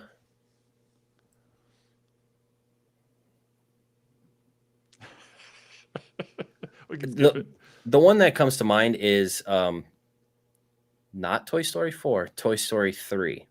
The one where the kid goes to college at the end and the toys get dropped off at the new Yeah, and he has to say goodbye and everything. Yeah. I was sitting there. That was a scary experience because I hadn't. I think my dad is kind of a crier as well. He's kind of a softie, but we watched that together too. We used to go to movies all the time together, and that came out the year that I went to college. So it was like right before I went to college, and Andy was also going to college.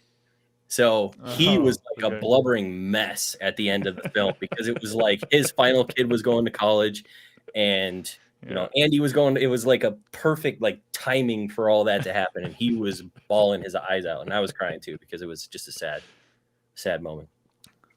Toy Story spoilers. Jeez. If you haven't watched it already, Walrus, it's too late, man. It's too late. That was such a good ending. I don't know why they had to make 4, but tearjerker, says Pope Father. Yep. I definitely have cried at stuff since then, but that's the last one I can think of. I'm trying to think of the last one of mine was, and it was probably I remember very vividly. I was in school, grade school, and we were watching like a movie, like in the carpet, like in the main area where all the kids were. And as I said before in previous podcasts, I didn't have a whole lot of TV, so I didn't have like cable, and I didn't get to see the movies that other kids got to see. I got to see whatever came on Rabbit Ears, right? So it's very limited. Yeah. But we got to watch Bambi. And I was sitting in the back, and man, that was hard. I mean, I don't know. I was probably 6 or 7, I would guess. Yeah. But man, that was hard on me, man. I was like, God, Yep. why does it have to happen that way? Last time you wrote a handwritten letter and you mailed it to someone, Oh, and to who? handwritten letter and mailed it. I mean, it would definitely be like a. I don't know if I ever mailed it, but the only handwritten letters I can think of are stuff that I would pass to like a high school girlfriend or something.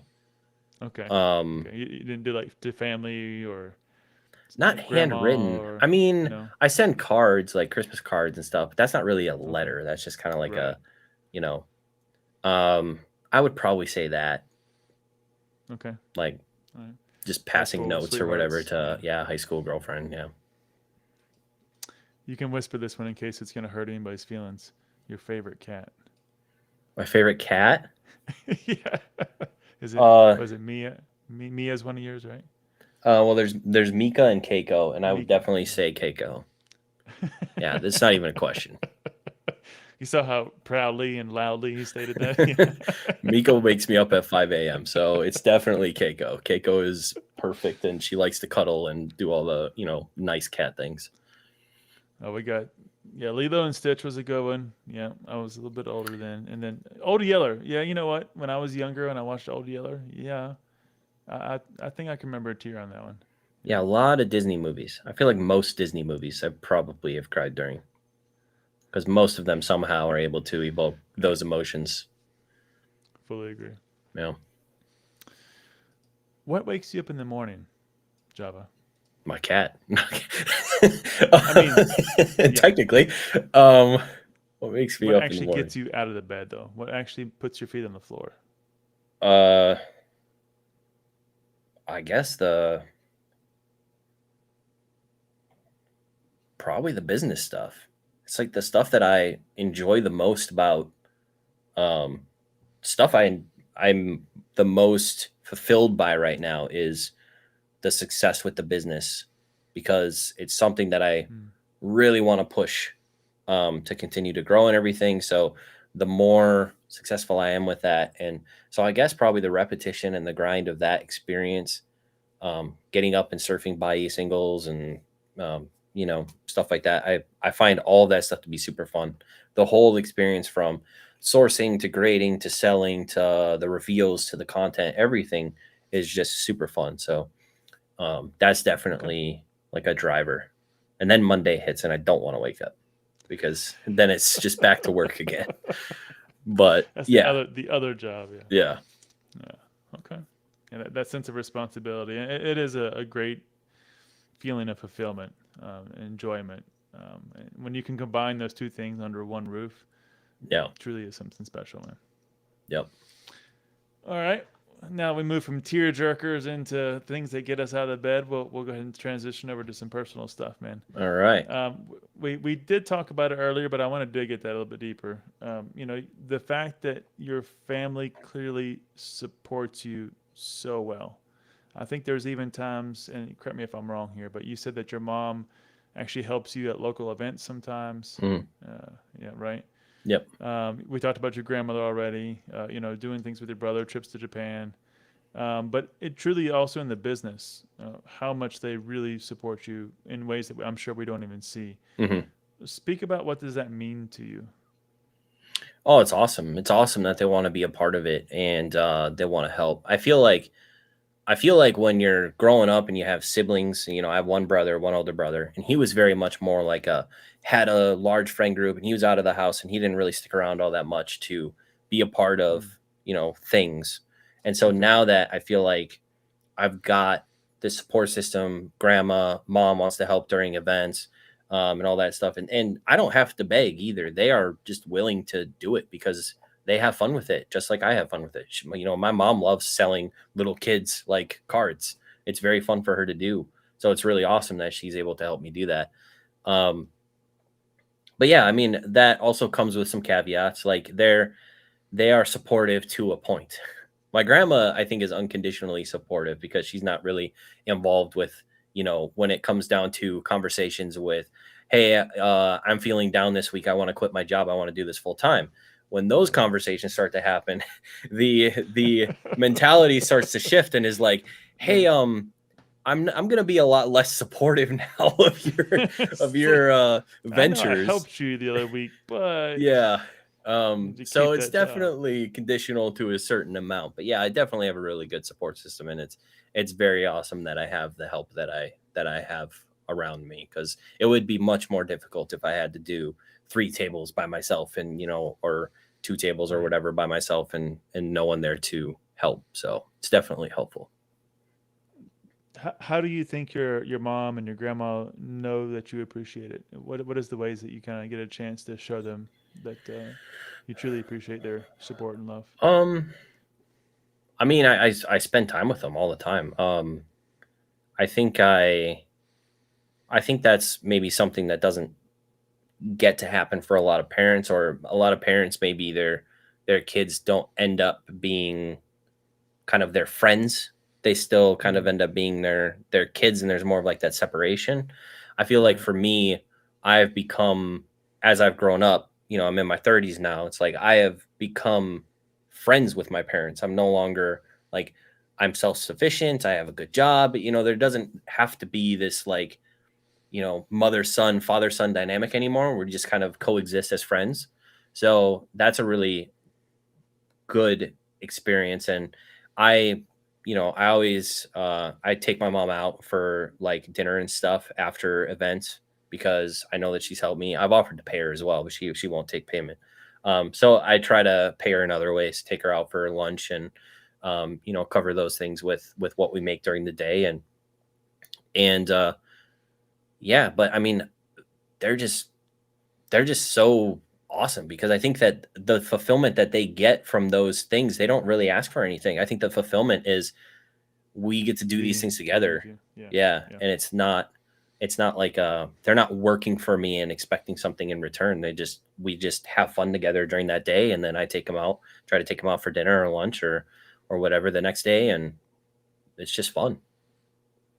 Make sure you tell them.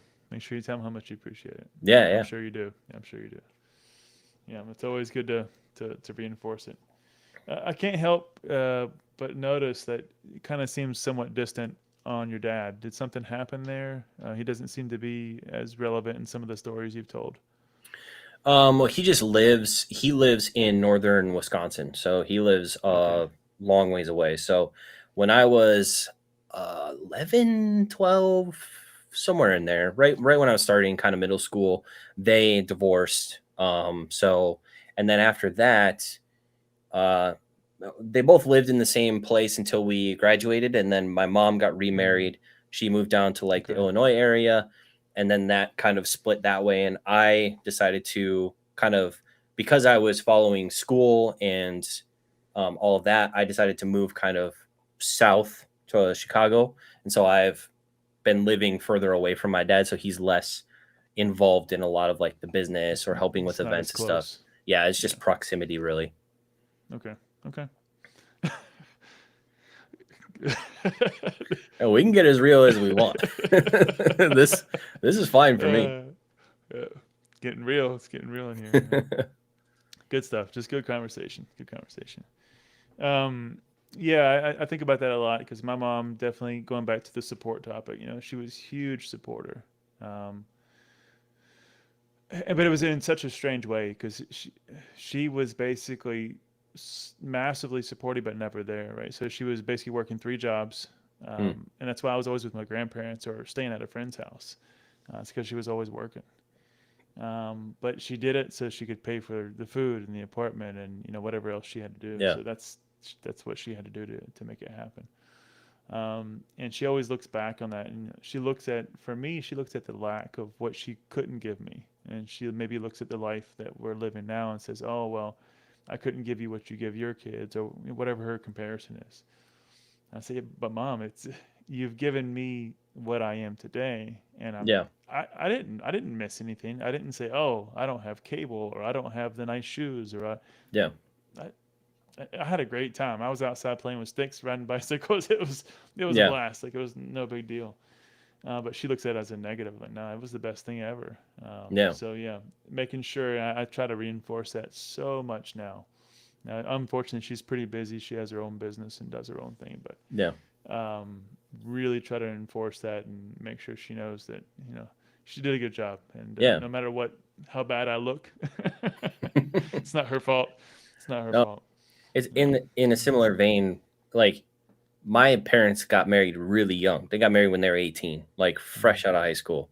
And then they had my brother, I think, when they were 20, and then me when they were 22. So they were super young parents, and they didn't have a lot of money. Like, but we did everything that we Exactly. felt like we needed. I don't look back the same way you don't look back and think like we grew up poor or like I didn't have the things that my friends had. It was like somehow they made it work. We did traveling sports and all that stuff, and they were able to do that for us, and they provided, even though they probably had to sacrifice a lot in the process to make sure that we had everything that we needed. So yeah, very, very similar. Yeah.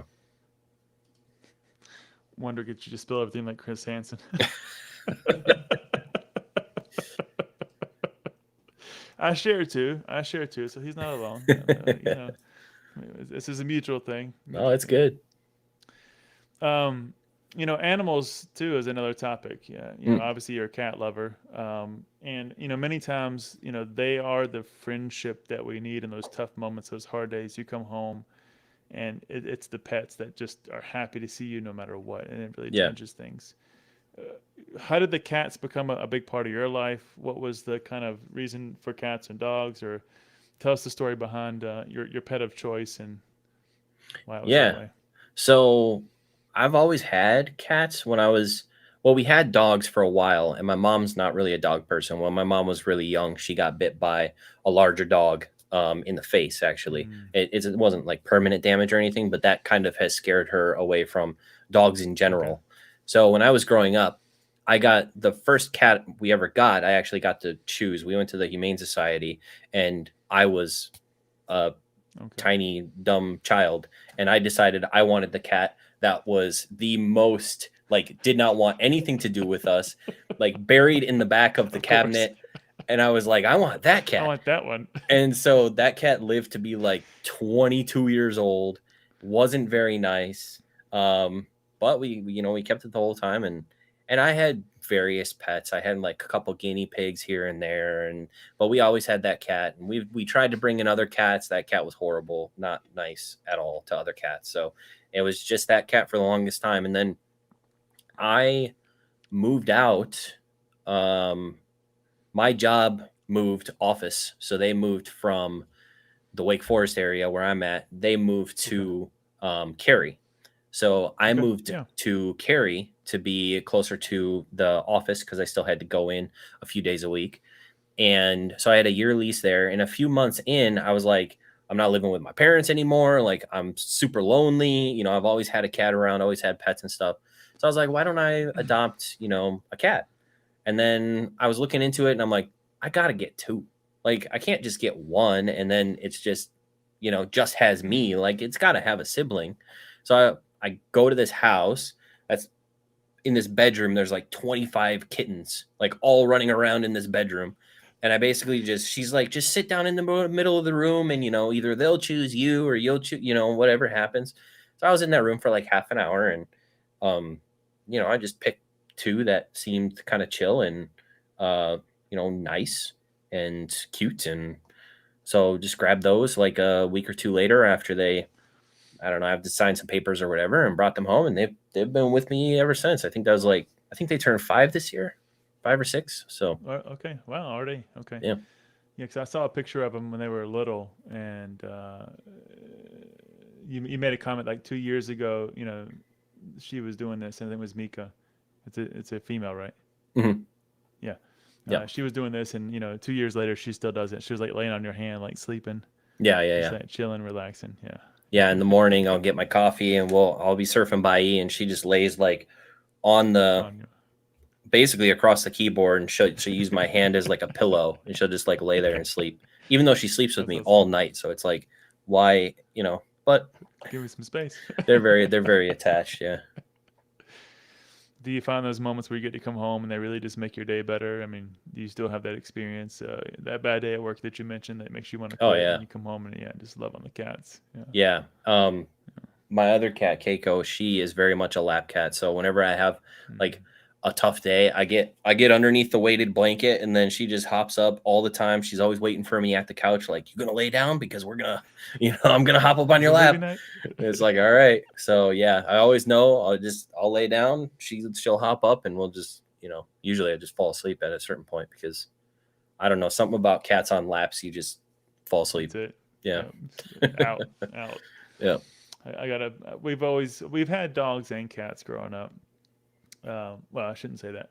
In my older years, not growing up, but in my older years, we had dogs and cats. But we later on had more dogs and cats, and we had the big ones, and they would try to lay on my lap, and I would Yeah. literally have them like up to my neck and just feet and butt hanging off the end, and I'm sitting there Yep. just trying my best. My arms are shaking, just trying to hold them. They're sleeping, snoring. Just, Yeah. Can't yeah, move. it's good stuff. Yeah. But they were out. They were out. When I met my wife, when she first started to come to the house, I had 3 dogs at the time, and they slept with me in the bed. Like, that was just normal. Yeah. And she tried it like a couple of days, after we advanced in our relationship, and she was like, "It's either me or the dogs." I Oof. looked down at the dogs, and I was like, "Sorry guys, you gotta go." Yeah. Sleeping on the floor, and they were mad at me. Oh, Ugh. they were mad for weeks. Yeah. At this point, I don't know if I could kick them out Push of the them off. room. Yeah. Walrus says, when I'm on, I'm going to say, Walrus, it sounds like you were beat and not fed as a child. Why weren't you loved? Talk to me about that.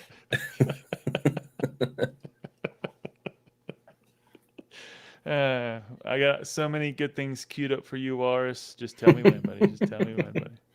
We'll do it. You mentioned, I think you're in your 30s. You're there. You got your 2 cats, but I'm sure you're thinking about it. You're gonna start a family one day. Have to reduce your Pokemon collection to a small space in the closet somewhere to Yeah. make room for everybody else. I don't know. It'll depend if I'm full-time Pokemon at that point, or yeah, I mean that would be the hope eventually, but who knows? When it happens, There's it some, happens, I guess. yeah. Well, you got it back to your parents' point or your family's point. You got to get out more, man. Yeah, true. Get out. True. You won't find them by E, and if you do, they're probably fake. True, probably. What's something you like doing outside of what we've talked about here in terms of hobbies? Do you like anything that you actually go out and enjoy? Or I used to golf actually. oh, I haven't done traditional it in a golf or few disc golf? years. Regular golf, traditional golf, Okay. yeah.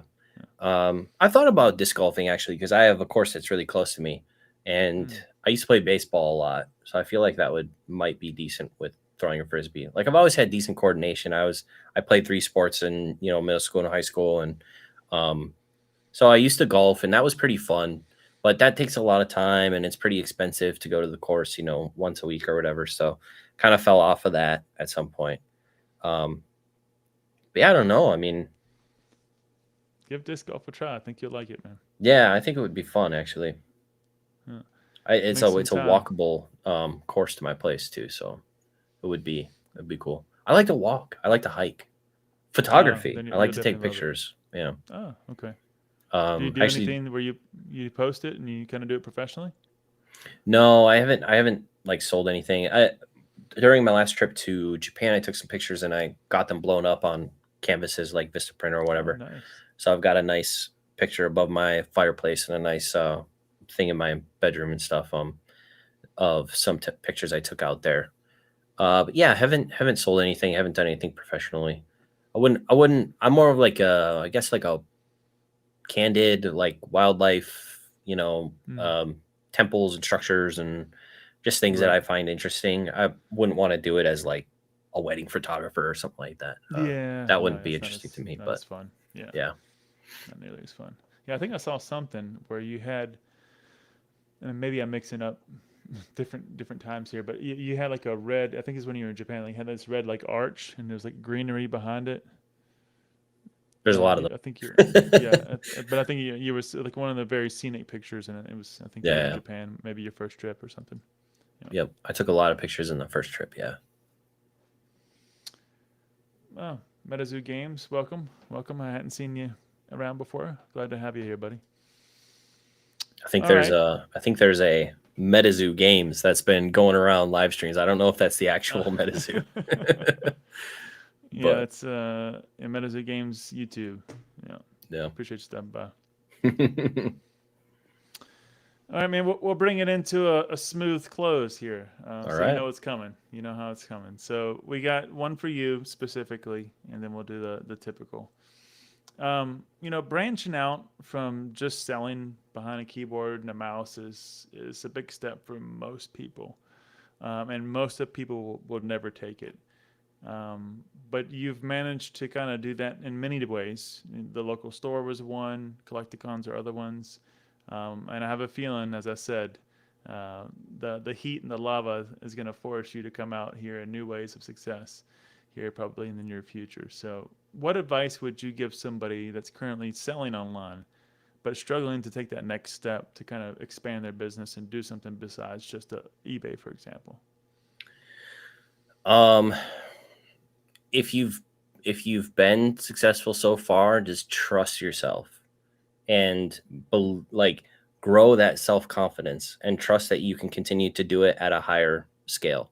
It took me 2 years to buy a single to flip that was more than $20 because I thought it was just so risky. I didn't trust buyee. I didn't trust myself to be able to choose the right listing. I didn't do that. And when you have a solid foundation of success in selling, you just need to trust that no matter at what scale that you're doing it at, it's the same principles.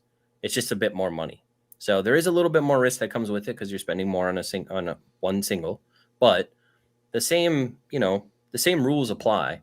And as long as you apply them in ways that have already been successful, you should be fine. And to just trust yourself and be confident in your abilities and knowledge. And it took me a while to get there. And I feel like I'm finally, getting to the point where I can stretch and, just reevaluate and trust yourself.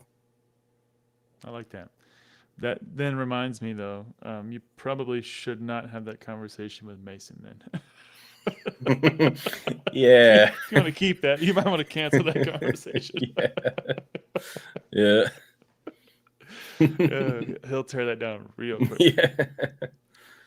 All right, my friend. It's been an absolute blast. We got one more for you, and we'll call it a wraps.